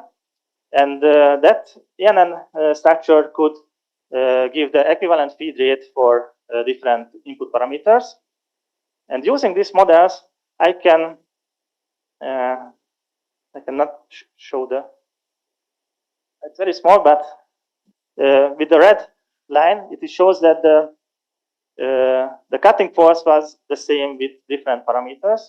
But when we use the other traditional methods, the deviation was much higher in the cutting force. So the axial axis is cutting force, and radial depth of cut. So with this method, we could use a much more effective way of feed rate scheduling. Okay, and we also have other methods for tool wear prediction and monitoring. In the picture, we can see the experimental setup of turning and milling area. And on the right side, we can see one tool. And my colleagues developed a decision support system for turning and milling processes. And by this system, we can optimize the moment of tool change, and we can be as productive as possible while maintaining the criteria, for example, cutting force limit, surface roughness, prescription, and we can avoid burr also. And the heart of this model is also an ALAN, but it works online data coming from the sensors, cutting force signal, vibration signal, etc. And it can be used for different purposes. Okay, and we have also some post-process quality control methods. The composite machining group of our department developed an automatic bundle recognition system, and we can also recognize the burr. So in that picture, we can see the automatic detection of burr in drilled holes of CFRP composites. And here we can see another example, and that system can be used before making the holes, and we can recognize the dangerous areas where burrs and denominations can be appeared, and we can avoid by optimizing the hole position. So it is also used by artificial neural network and image processing. Okay, and let's continue with the next key area, which is parameter optimization. So the machining parameter optimization is often based on the same database predictive models as quality assurance and control. But usually it is necessary to use soft computing methods because the models are highly nonlinear and multidimensional. And it is also possible the dual application of AI tools because AI-based searching methods can work with data-driven predictive models. So I searched in the literature and I found many different algorithms in that topic, classification and also regression models. So I'm not detail these methods, but I will show some personal results. So that experiment is related to micromachining, and we try to maximize the material removal rate while maintaining the cutting force and surface roughness limits. And on the left side, we can see the experimental environment. And on the right side, we can see the results of the predictive models, which was trained by the measured data. And the dashed lines showing the same productivity. So if we are on a higher curve, it is more productive. And we can find the most productive point below the cutting force limit, and we can find the optimal point. Okay, the next key area is toolpath optimization. So optimizing the toolpath can be even more challenging than parameter optimization because the search space is practically infinite, and usually it must also include parameter optimization to find the best overall solution. So it's a very challenging problem. So determining the optimal toolpath can only be solved by a trial and error process, which involves 4 steps, namely generating different toolpaths, performing simulations or machining. Simulations is preferable because it's cheaper.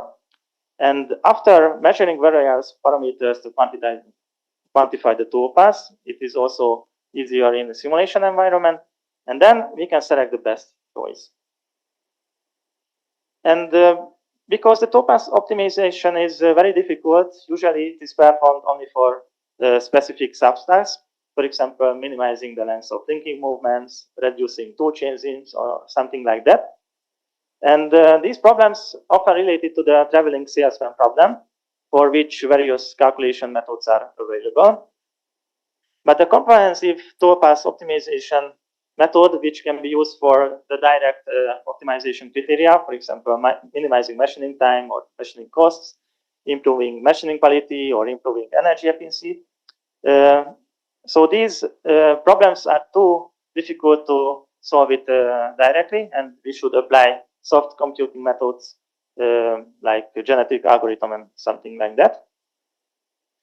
And I also found many algorithms for that topic, but these methods usually require significant calculation time.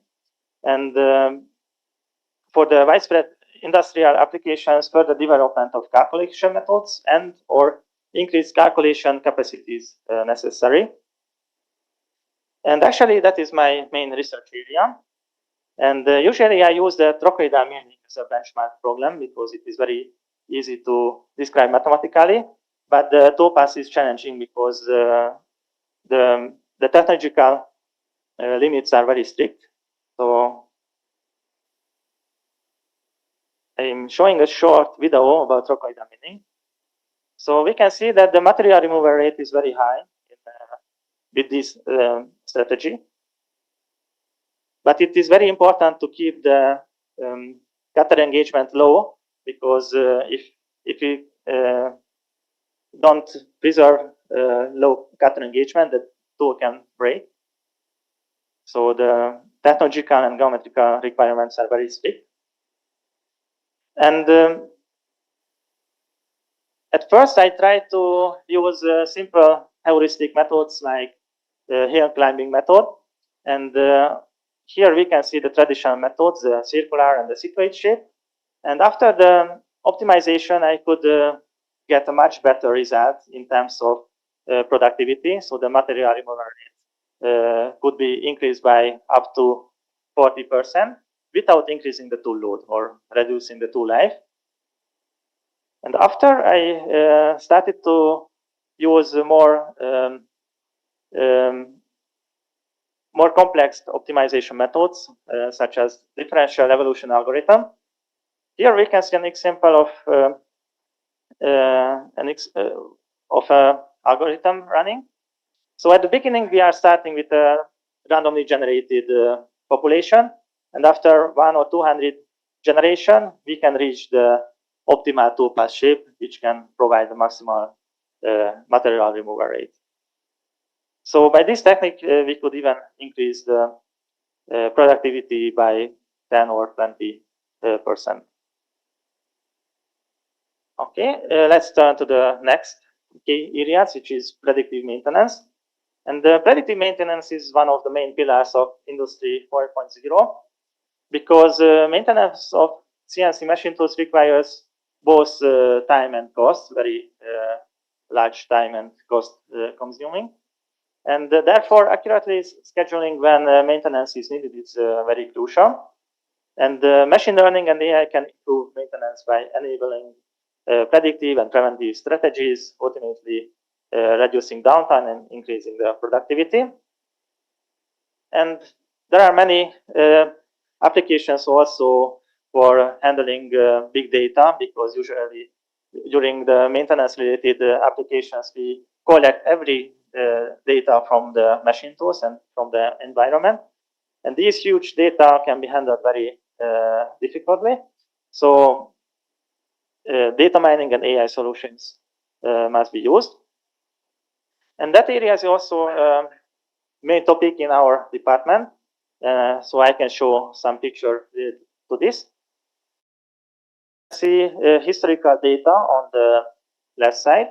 And we use this historical data for training different type of neural networks, fully connected convolutional neural networks, or adaptively connected convolutional neural networks. And using these neural networks, we can predict the possible failure of the devices in the future. And it is very important because usually the machine tools contain more 100 elements, and the failure of every element must be keep in our mind. So the analytic scheduling is usually not possible with so many elements. So that's why we had to use simulation methods to predict future maintenance events using the predicted failures. And in that picture, we can see that we trained our neural networks, and with these predictive models, we could arrange Monte Carlo simulation. And using more thousand or more million cases, we can find the best strategy to schedule the maintenance. And we can also use other artificial intelligence-based search methods, for example, genetic algorithm, to solve the scheduling program with maintenance. Okay, so I mentioned the 4 key areas of AI methods in CNC machining, and the leading CNC developers such as Fanuc, Mazak, or Okuma are making significant investments in integrating AI applications. So there are available applications for automatic toolpath generation and automatic feature recognition, also for automatic machining parameter control to avoid vibrations and overloading. Automatic key compensation is also available to increase the accuracy, and intelligent maintenance to collect the data and analyze the maintenance and failures is also available in many CNC controllers. But there are a lot of space to further improvements, of course. And in case of AI methods, the challenges should be mentioned also. So integrating AI solutions into CNC production offers several benefits, but it also comes with several challenges, of course. The main challenge is that accuracy depends heavily on the quality of training data and feature extraction methods. So the experts can make good results, but it is not so easy to implement in any places. Another challenge is the sensitivity of disturbances. That is a weak point of ANN solutions. And also a weak point, the explainability of AI decisions, which was much more easy to follow in the rule-based systems. And the threat of cyber attacks on the manufacturing system is also rapidly growing. So these challenges must be handled. But despite the challenges, AI applications are becoming more and more prevalent in CNC machining. So in the future, it can be expected that the smart machining system will integrate AI with advanced technologies like low-cost sensors, high-speed communications, supercomputing and cloud services, and extended reality. And also AI application in CNC machining will be enhanced through cloud and parallel processing, with future improvements expected from semiconductors and quantum computing. And trust in AI methods will be fostered using extended reality, AR, augmented reality, or virtual reality to visually display AI decision-making process and results. Okay, and a few words as a summary. So the current and the future state of AI applications within CNC machining can be summarized as follows. Integrating AI methods into CNC machining is a transformative trend driven by advancements in computational power and data storage, providing increased quality and efficiency. The key areas of AI applications in CNC machining are quality control and assurance, parameter optimization, toolpath optimization, and predictive maintenance. And finally, although there are some challenges, AI methods have great potential and bright future in CNC machining. And thank you for your kind attention. Thank you, sir. Any questions? Any questions? Thank you, sir. We extend our heartfelt thanks to Dr. Adam Jacobs for taking out time and presenting his idea in front of the audience. Sir, your insight and expertise have greatly enriched our understanding. Now, I would request our senior faculty member, Dr. Anoop, sir, to felicitate Dr. Question.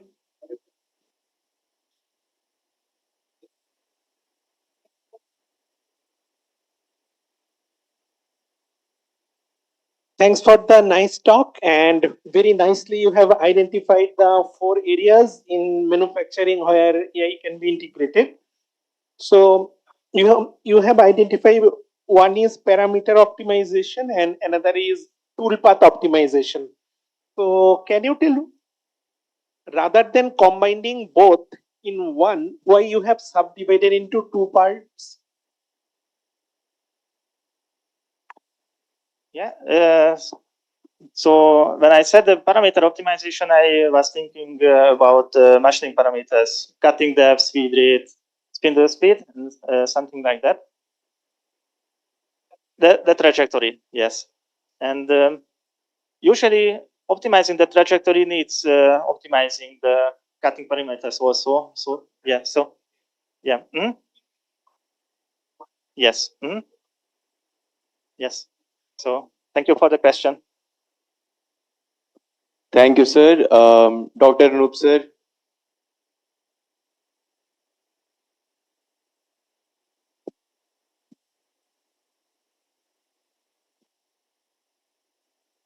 Please clap a round of applause for the Dr. Jacobs.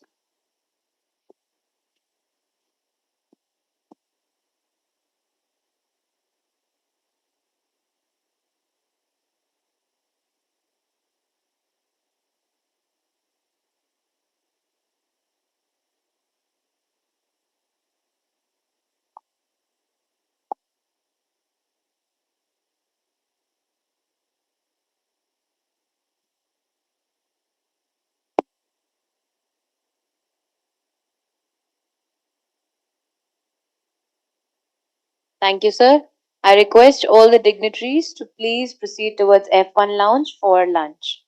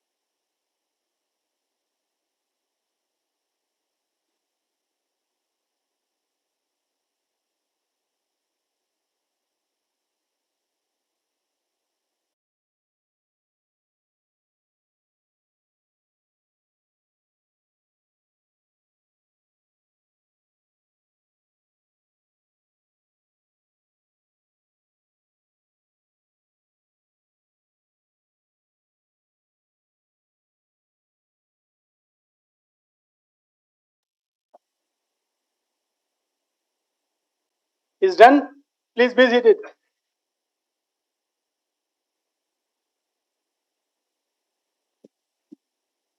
Yeah, before starting, I would like to start with our national anthem. Can you please stand up?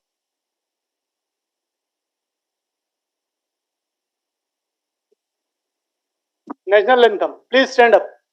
It's an energy booster for all of us.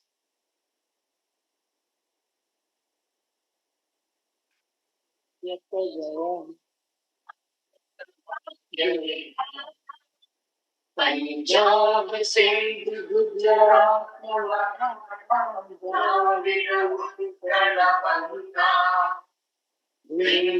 Himachal Yamuna Ganga उच्चल जलधि तव शुभ नामे जागे तब शुभ आशीष मांगे गाए तब जय गण मंगल गाय जय है भारत भाग्य विधाता जय है जय है जय है जय जय जय जय है जय भारत माता की भारत माता की very good so very good afternoon to all of you. I'm a defense scientist working in DRDO since last 24 years and your team has already give a brief description about me, so without wasting much of time I'll start my talk. You are aware that nature has given every living beings a weapon to protect itself. Some have horns, some have chemicals, but to human it gives the most ferocious weapon, that is intelligence.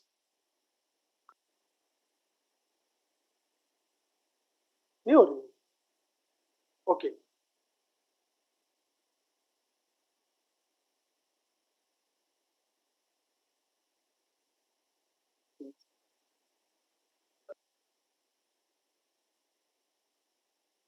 Okay.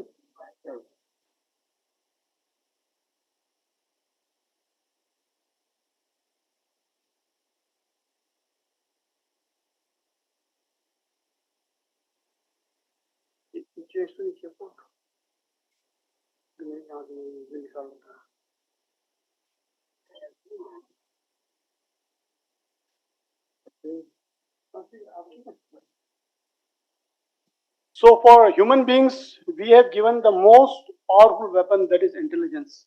With this intelligence, we have made physical weapons. You all know what we have made. Now, if you see a modern warfare, nowadays all these wars are online. So everybody must see the old war movies, the Gulf War, the Ukraine War, the Kargil War. It has been divided into multiple, I said, land warfare, sea warfare, air warfare, and all these are combined. That is the reason why we have constituted our combined defense force, which will look after our first CDS was Shri Vipin Rawat sir. So he is no more. So that was the reason why we have created that post also, so that in order to have a synergy between land, sea, and air. Now, if you see the military war machines, typically which are used, all these things are AFVs, armored fighting vehicles for the land part. And if you see to the aerial part, you will see aircrafts, various types of aircrafts, fighter aircrafts. And if you go to the sea, you will see different types of warships, whether it's a stealth ships or submarines. But precisely to be honest with you, I'm particularly working with land vehicles. And in these land vehicles, tanks are very common thing, right? Now, this wars always teach some lessons to at least to the defense scientists, people like us. It always come up with a big some surprises packages. I just want to give a brief on that. Why I'm saying like this. Now, if you see Kargil War, I hope that most of you might have born or not born. You must be crawling at that time. It happened in 1999, just 3 days back. We have celebrated the Vijay Divas on for 25th year for this victory of Kargil War. And if you see Kargil War, some interesting facts have come across. During Kargil War, our army was using GPS. Everybody know GPS? What is GPS? Yes, we are having in our mobile phone GPS, right? So you know who controls this GPS? यार lunch किया है ना? हाँ तो जोर से बोलो किसने किया है? अभी कौन कंट्रोल करता है जीपीएस को? Yes, USA. So what happened? Pakistan was obviously they are friend of US and we are friends of Russians at that time. अभी तो हम दोनों के साथ दोस्ती अच्छी है. But at that time Russians were with us and US were with Pakistan. Right? It was completely separately distinct. And this GPS was used by Indian military also to locate their troops and forces. So what they did, they just stopped the service of GPS. What they stopped? They stopped the service to GPS to Indian we people. So what we face a lots of problem with our soldiers. So then comes Navik. Navik is just a navigation tool, just like a GPS. And I hope, inshallah, within 1 or 2 years, it will be with you and me in our mobiles. Very shortly, it will be there. It has been developed jointly by DRDO and ISRO, right? So it is just like a replica of GPS. It is having the same accuracy of GPS. But why it has come across? Because of the stoppage of GPS during Kargil war. So I say it is a good thing that war happened. We have learned a lesson. Now, I don't know how many of you knows about Bofors gun, artillery gun. How many of you know about Bofors artillery gun? Please raise your hands.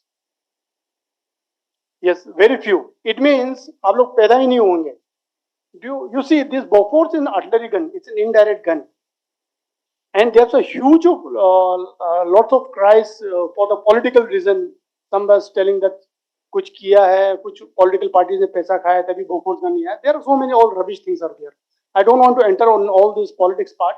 The best part was that Bofors gun was used, and it was the key artillery system or weapon system with which all these Pakistanis were sent off from our place.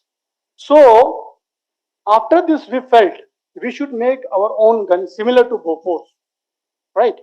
So, DRDO and Indian Army and other forces together we have developed ATACS, that is known as Advanced Taught Artillery Gun System. It is on the basis of gun only, Bofors gun only, but it is much more fearless and it has got much more firing capability. Fortunately, I was involved in this particular same project, and we have broken this Guinness Book of Record. In this Guinness record, we have got up to 50-kilometer range of Bofors gun and our attacks. While this Bofors goes up to 35-kilometer range only. It means it can hit up to 35-kilometer only, Bofors, and ours we have crossed 50. It's a world record. So these are the lessons which we have learned, and this is completely indigenous, and it has been indigenized by DRDO, and we have taken into two development partners. One is Tata Power SAD, we generally call it Tata, and other one is Bharat Forge Limited. You must be aware of Bharat Forge. How many knows Bharat Forge Limited? Mechanical वालों को तो पता होना चाहिए. It's only 1% or 2%. It's very strange. आप लोग देखा करो.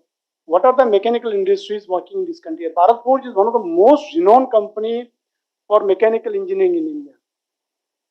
Baba Kalyani is the CEO, and they are known for their forging. And most of these automobile sectors of Germans, they are made in India by Bharat Forge and imported. Right. Now, if you see, again, I am telling you this, all these wars teaches us so many things. You see, these are the recent war photographs which I am sharing to you. These are from Russia-Ukraine war. If you see, you must be knowing about this, all these tanks. Generally, in land war, we use only tanks and armored fighting vehicles. And if you see, all these tanks were destroyed. If I am correct, 1,500 of tanks were destroyed in 2 days. Russian tanks were destroyed in 2 days. And you know how much is the cost of these tanks? It is almost 25 to 30, between 25 to 30 crores per tank. And the most surprising package of this entire war was that it was destroyed by a machine which cost not more than 2 lakh. So this was a big surprise package for the entire world, for the entire defense personnel of the world, that a small 2 to 5 lakh machine can destroy very swiftly, very preciously 25 to 30 crores of machine, right? This we call as economic imbalance in war systems. So again, similarly, you have seen, and all this thing has been done by what? It has been done by drones only. These drones cost very less. And in 2021, there was a big attack at Jammu Air Force Base in Jammu on drones. Then there was the largest drone attack in the history just few months back. It was done in Gaza Patti.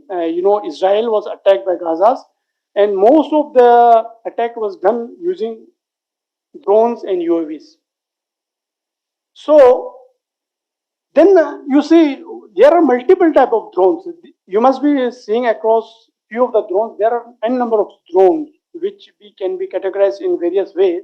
Due to shortage of time, I am not going to touch all this part.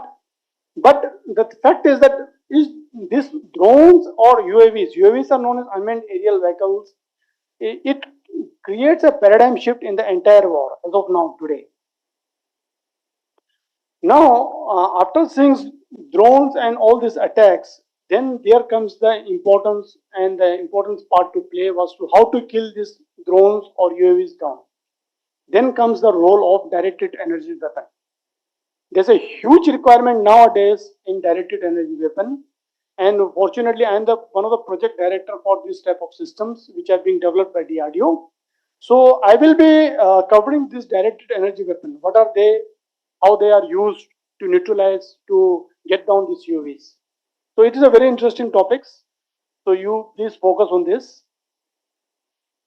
A directed energy weapon emits highly focused energy, transferring the energy to a target to damage within an aim to destroy.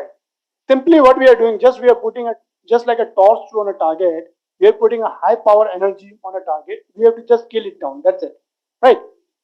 And they are most advanced in sophisticated technology, and they are very distinct in features, and they are non-kinetic energy weapons. Basically, they are non-kinetic energy weapons.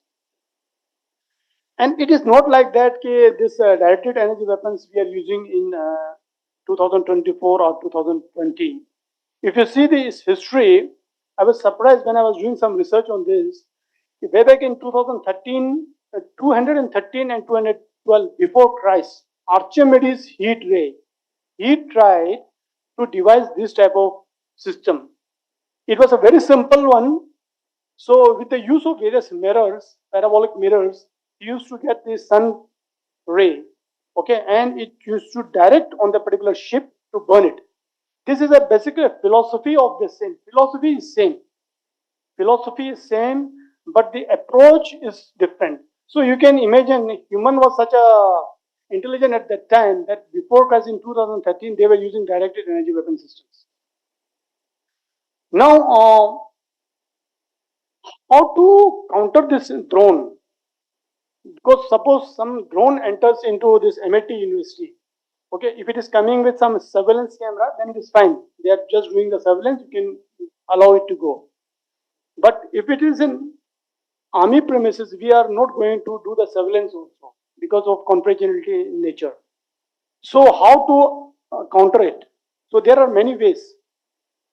First is to detect what type of it is coming. I have shown multiple types of drones, UAVs are there. So based on the types of drones and all these things, we have to engage our targets, weapon systems accordingly. Then we have to classify and mitigate the drones or UAV, right? Now, there are various monitoring equipment with which we can detect, classify, locate, and alert, gives alertness to other people. There are many ways. One is radio frequency analyzer. We can use radio frequency analyzer to know whether drone is coming or not.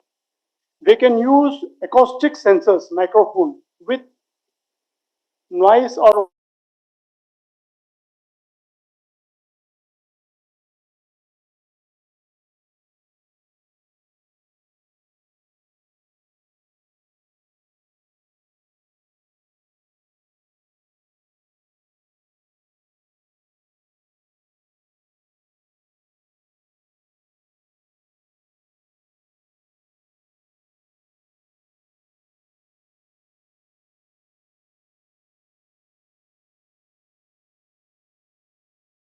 physically destroying the drone. Second is neutralizing the drone, taking control of the drone.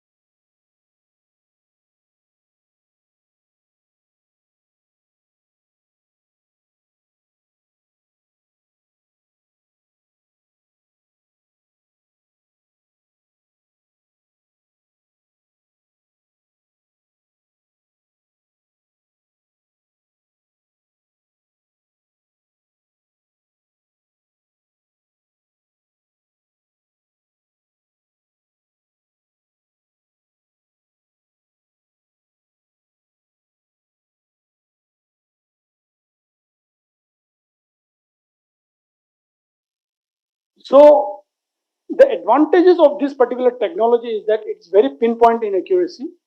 It's very low cost use and maintenance because it doesn't use any shell or bullets or something like that. So it's very cheap. It has got unlimited magazine. For gun, when we load a gun, it requires a bullet, and the bullet is, it depends upon the size of the magazine. It has got 20 bullets, 30 bullets, 100 or 1000. It is unlimited. It's operable in day and night. It doesn't matter because we have got thermal camera and day camera for this. It has got multiple target tracking. We can track more than multiple targets moving around. And its operation is speed of light, obviously because of laser. And they are very silent. You will never know ये drone गिरा तो कैसे गिरा. Enemy will never come to know what happened to this drone. उनको तो यही लगेगा it has got some malfunction, so it came down. So it's very difficult to trace. They will never know from where we are firing because when you fire a laser, the laser is invisible to normal our eyes, so they cannot see.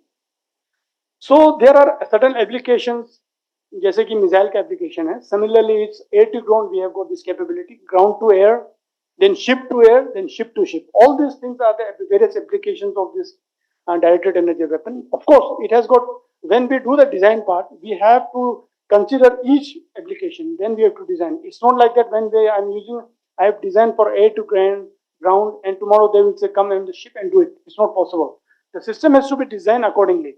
All the disturbance pattern, disturbance phenomena, disturbance factor has to cater in the design. Then only these things will happen.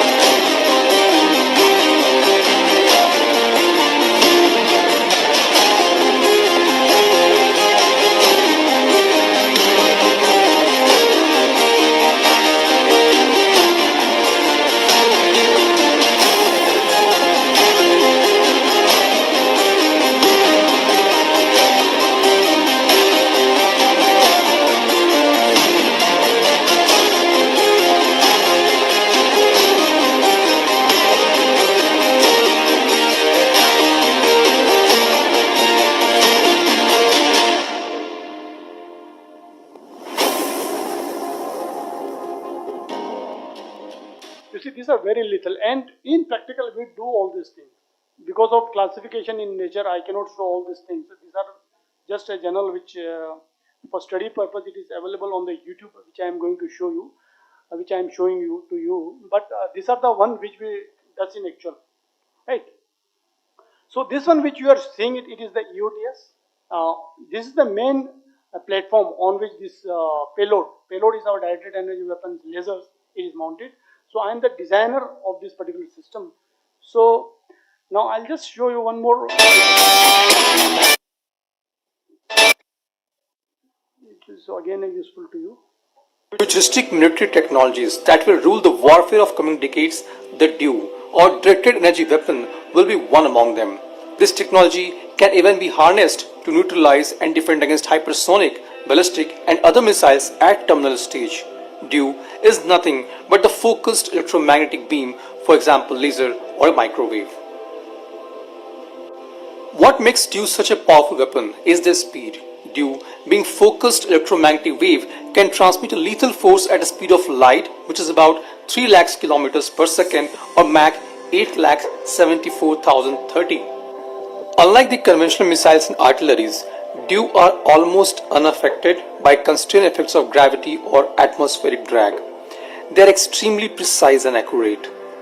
The intensity and power of DEW can be easily scaled up and down depending on the type of target to be engaged.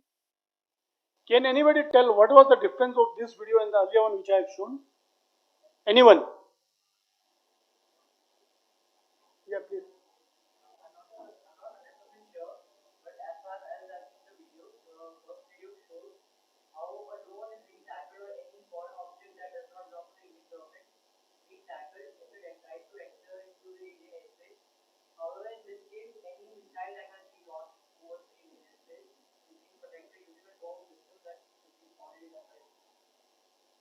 It's almost correct. Can we just have a clap for him?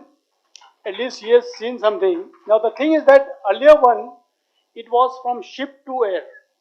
Okay, it was the complete drone directed energy weapon system was mounted on a ship, and it was targeting aerial targets.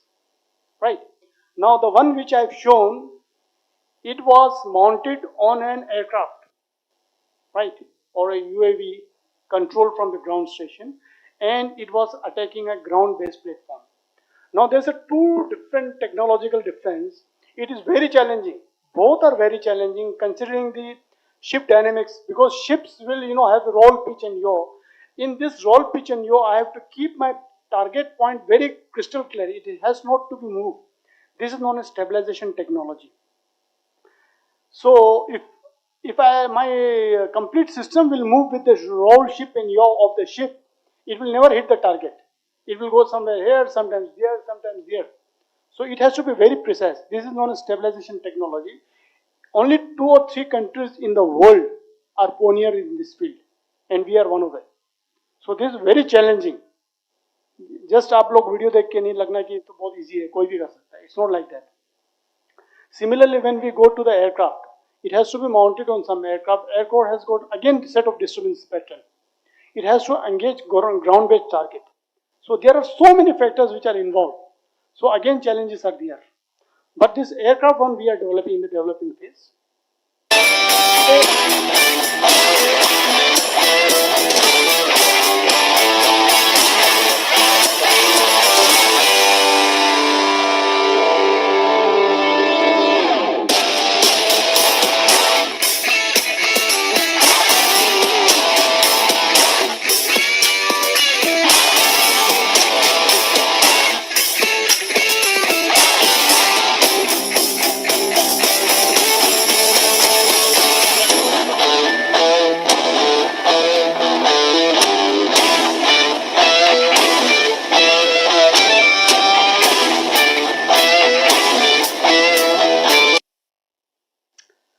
Basically, what I want to show over here is that there are multiple parts of this complete system.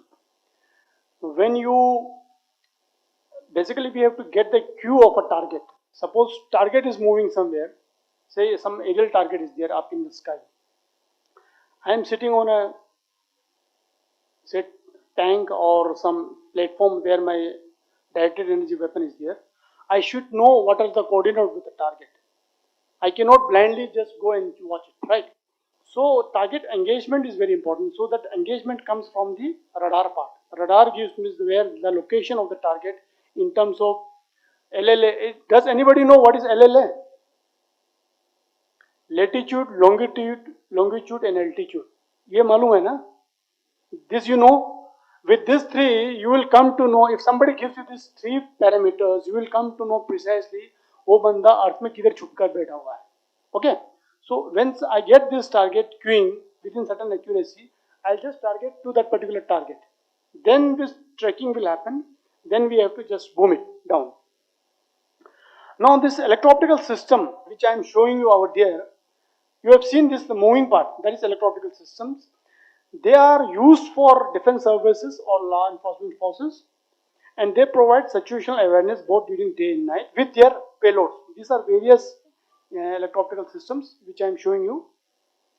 So this is the typical electro-optical tracking systems, how it looks like. I'll just show you a brief video because videos makes very much things simpler.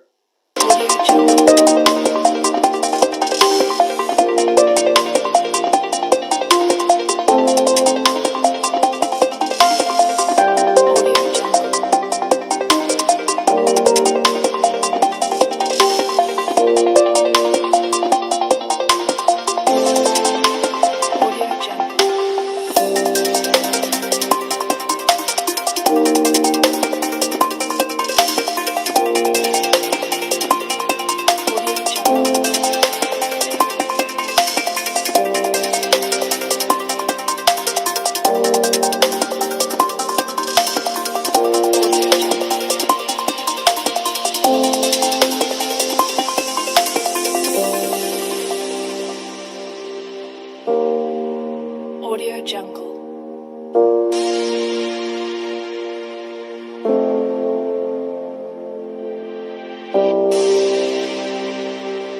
They are used for tracking of various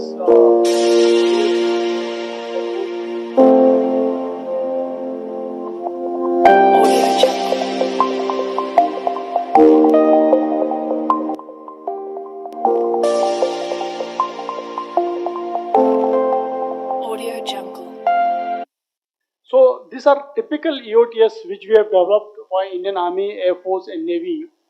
This one, first one you see it is for the tank for MBT Arjun developed by DRDO. Then the second one is for the ships.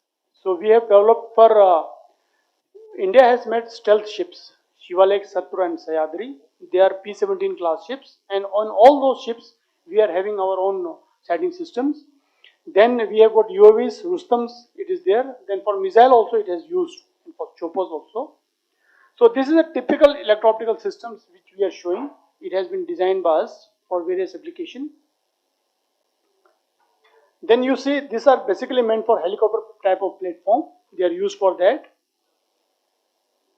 And DRDO has got a flying test bed. We have got an aircraft on which all this equipments which we make for aerial platform, we used to go for testing and all these things. So we have got our own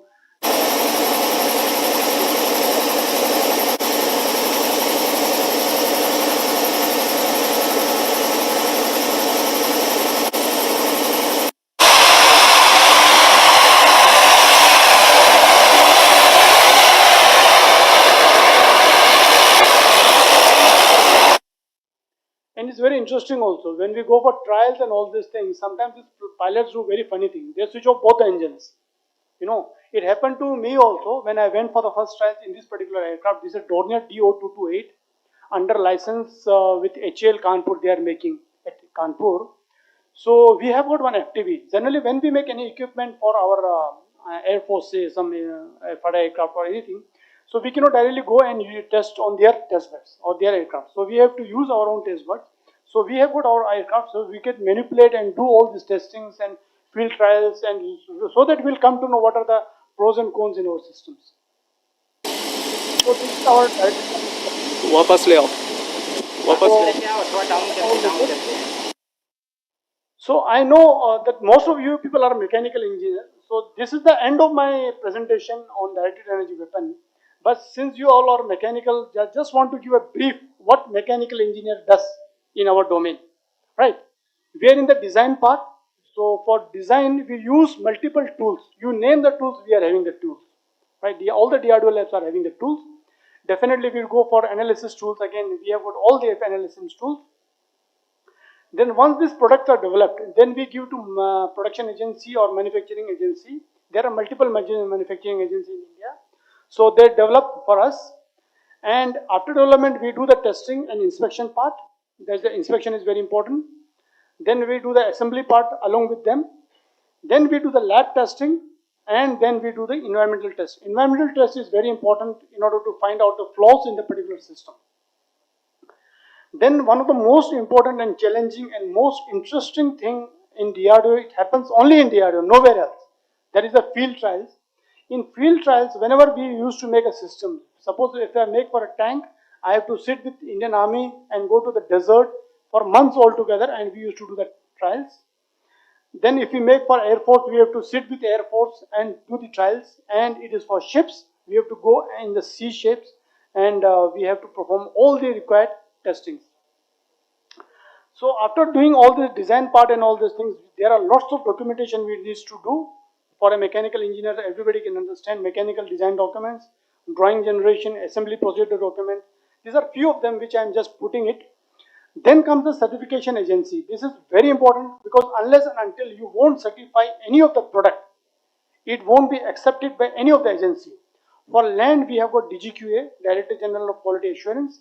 For aerial, we have got DGAQA, right? And for naval, we have got NTG, that is Naval Test Group.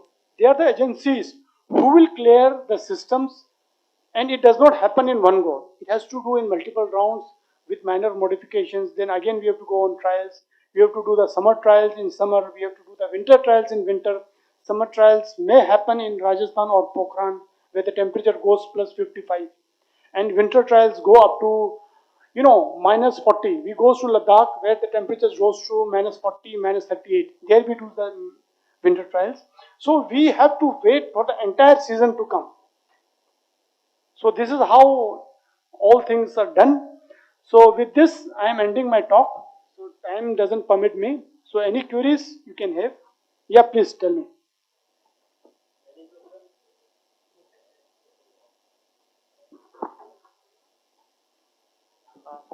Sir, even if the countermeasures are so good, why kamikaze drones like Bayraktar drone from Turkey is so successful in Russia?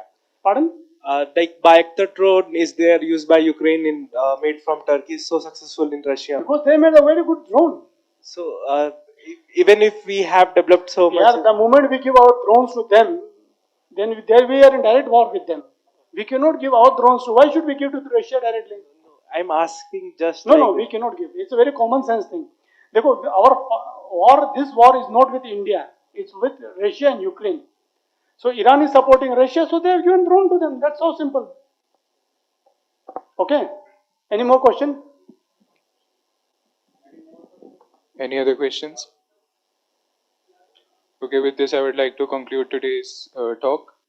We extend our heartfelt regards to you, sir. Thank you so much. Very much. Thanks a lot. I would also the like best. our faculty coordinator, Dr. Umesh Kumar Vats, to felicitate you. So, could you please? And I must tell you, you all people must be in the final year or third year. You must try to go to some good organizations for your trainings. Don't try to stick to nearby home. Some few industries are there, must be locating nearby your home. You try to go to ISRO, you go to DRDO labs, you go to park. Okay, we permit students from various colleges. So training and placement will arrange all these trainings. So once you get a stamp of this good organization, it will have, you will learn so many things. This was just a pinch of salt which I am just showing you. You know, half an hour, what can I do more than this? But I suggest all of you, at least you should try to go to a very good organization. Not in DRDO, not in ISRO. At least you should go to Tata, L&T, this Bharat Forge. There are multiple like Mahindra also. So that you will get a good glimpse what is going on. Even if you spend 1 month or 2 months with them, the engineers or the scientists, you will really learn so many things.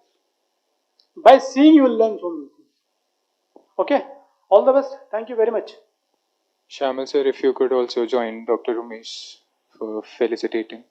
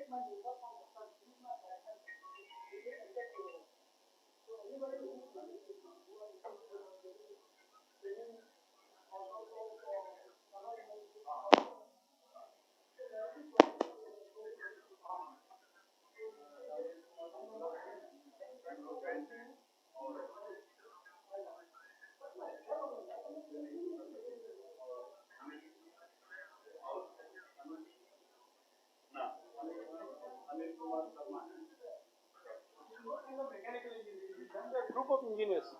Apart from what sir has said, I have 20 years here in industry and here right now in MIT. Don't run after packages. No way. Run after what exposure you are going to get in industry.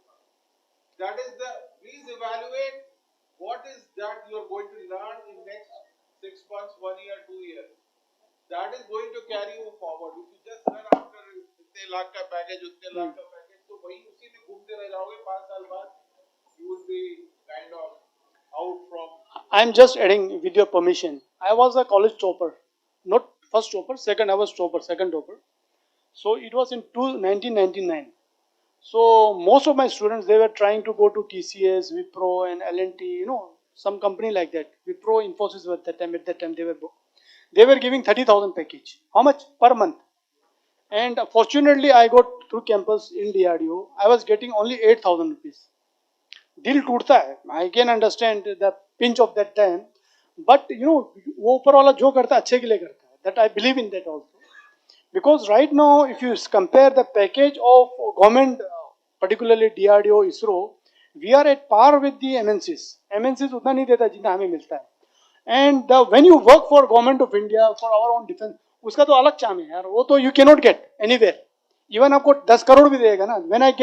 When I do the trial testing with my Indian Army people, Air Force, उसका जो मजा है, thrill है, that is something different. वो आपको पैसे से मिल ही नहीं सकता. There are certain jobs in which you can earn lakhs per day, per night, but you know it has to be very respectable job. And I must again tell you, I know I don't know how many of industry people are here. I think IITians are here. They will understand me very well.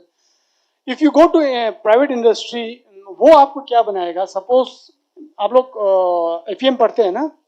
FEM में आप लोगों को FEM में डालेंगे. They will do the meshing. Meshing will be a meshing expert. I am correct?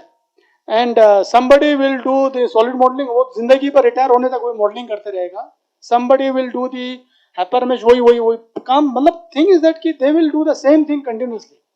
And when I joined, मैं design किया, drawings तक बनाया. जबकि drawing we are not supposed to make. We have got our draftsmen. But my boss told me, no Shabir, you have to learn the drawings because जब तक तुझे engineering drawing नहीं आएगा समझ, how can you be a good designer? Then we have got workshops who fabricate the items. Concurrent engineering सुना है आप लोगों ने? What is concurrent engineering? Does anybody? बहुत सिंपल है. concurrent engineering में क्या करता है ना, डिजाइनर यहाँ बैठता है, मैन्युफैक्चरिंग दूसरे कमरे में बैठता है.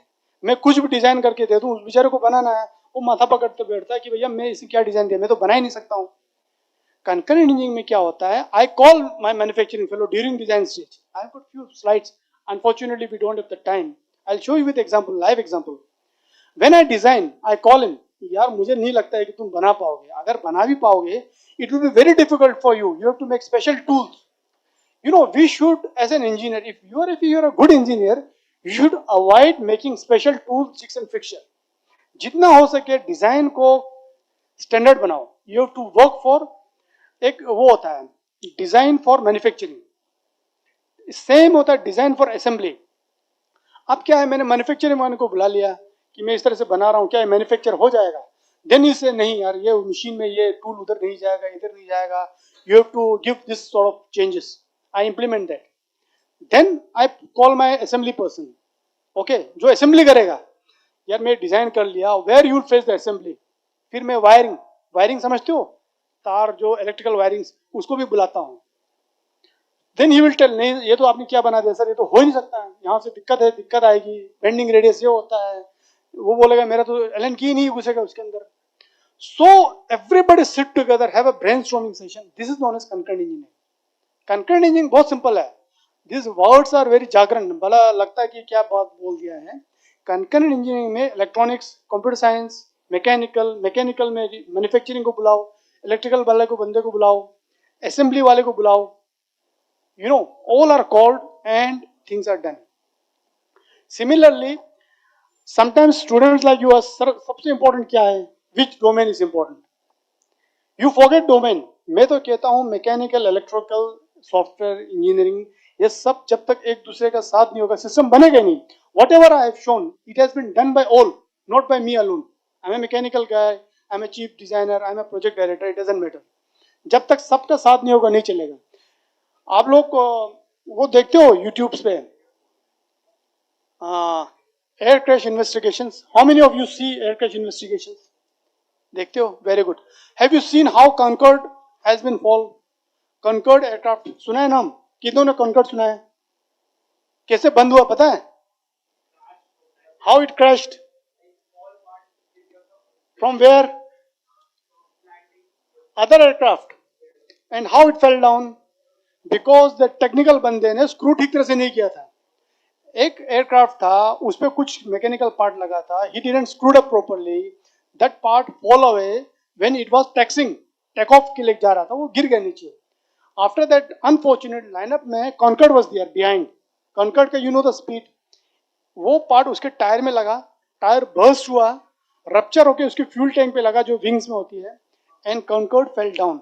It was an engineering marvel and it was entirely stopped. You see air crash investigation. आप लोग मैकेनिकल इंजीनियर हो ना, यू नो यूट्यूब पे बहुत कुछ होता है, ठीक है, अच्छे से अच्छा होता है, गंदे से गंदा भी होता है. गंदा बहुत देख लिया होगा, अब अच्छा देखो. You see air crash investigations, you will love to see it as a mechanical engineer. Small things, you know, destroys the entire aircraft. When they does the investigation, तो उनको पता चलता है कि what was the flaw. The thing is that nothing is small. When you develop a system, even जो मेरा solder बंदा करता है ना, I give 100% importance to him. क्योंकि if he doesn't give a proper soldering, it will fail. वो solder निकल गया, अगर वहां से इलेक्ट्रॉनिक से सोल्डर निकल गया, how good my design is, how best my product is, it will not work. There are millions of examples. मुझे खुद पता है कि how many mistakes we have done in the past. Small things, So all are very important, all are equally important, not engineers. आपके जो हमारे वहाँ पे टेक्निकल असिस्टेंट्स होते हैं DRDO में, all scientist people will have technical assistants. Scientists will be particularly, they will be graduate या MTech किया होंगे या PhD किए होंगे. उसके बाद हमें टेक्निकल असिस्टेंट डिप्लोमा होल्डर्स होते हैं, जो डिप्लोमा करते हैं ना बच्चे, दे आर डिप्लोमा होल्डर्स, उनको टेक्नीशियन के तौर पर DRDO में भर्ती किया जाता है. They are equally good, they are equally responsible and they are equally best. When we get success of the product, 50% credit उनको जाता है, because they are the person who works on the ground. Okay, so जितना हो सके ना vision बड़ा रखो. Try to get best of the YouTube. You people are very lucky, very fortunate to have YouTube. Don't go to that one. एक अभी और चला chat GPT. They will spoil you. हमारे टाइम पे एक जीके आता था, मल्होत्रा का MBD करके guide book. It is just like a guide book. Please don't use chat GPT. It will spoil your career. आप लोग भूल जाओगे आप लोग क्या एप्लीकेशन लिखते थे. You will not know what you will learn. आप लोग एप्लीकेशन को भी लिखना नहीं. आजकल बच्चे चैट GPT से एप्लीकेशन भी लिखवाते हैं. So if you really want to learn, Wikipedia is good, but उसको confirm कर लेना कुछ भी डालने से पहले. Okay? After going through the Wikipedia, you just go. You must be having a very good library, isn't it? So library is the best. Journals are the best. You try to focus on that. And we are very fortunate that nowadays IITs have opened this library to all, isn't it? So Chat GPT ये सब मत करो. YouTube पे फंडा clear कर सकते हो, basics clear कर सकते हो. न्यूटन्स लॉ किसी को समझ नहीं आता तो उस पर जाओ, मॉडल पूरा एनिमेशन के साथ दिखा देगा.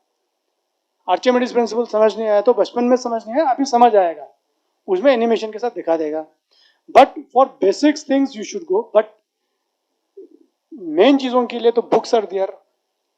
IIT ने पूरा ओपन लाइब्रेरी कर दिया, ओपन सोर्स कर दिया. You please go to it. You people are the pillars of this country. Okay, आप लोग पिलर्स हो. आप लोगों में गड़बड़ हो गया ना, देश को गिरने में टाइम नहीं लगेगा. You have to remember that. Okay? All the best. Thank you very much.